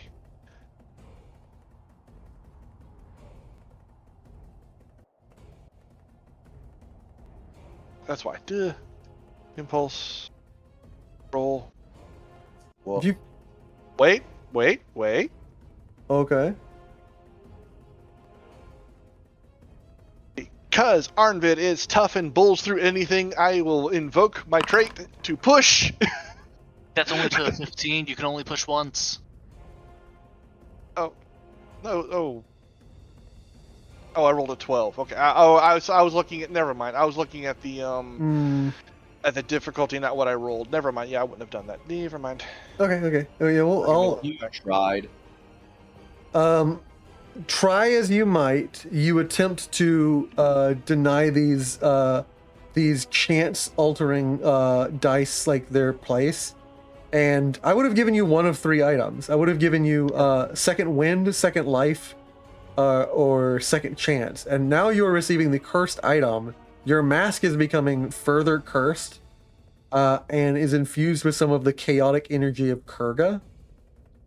And I will create that item for you for next session.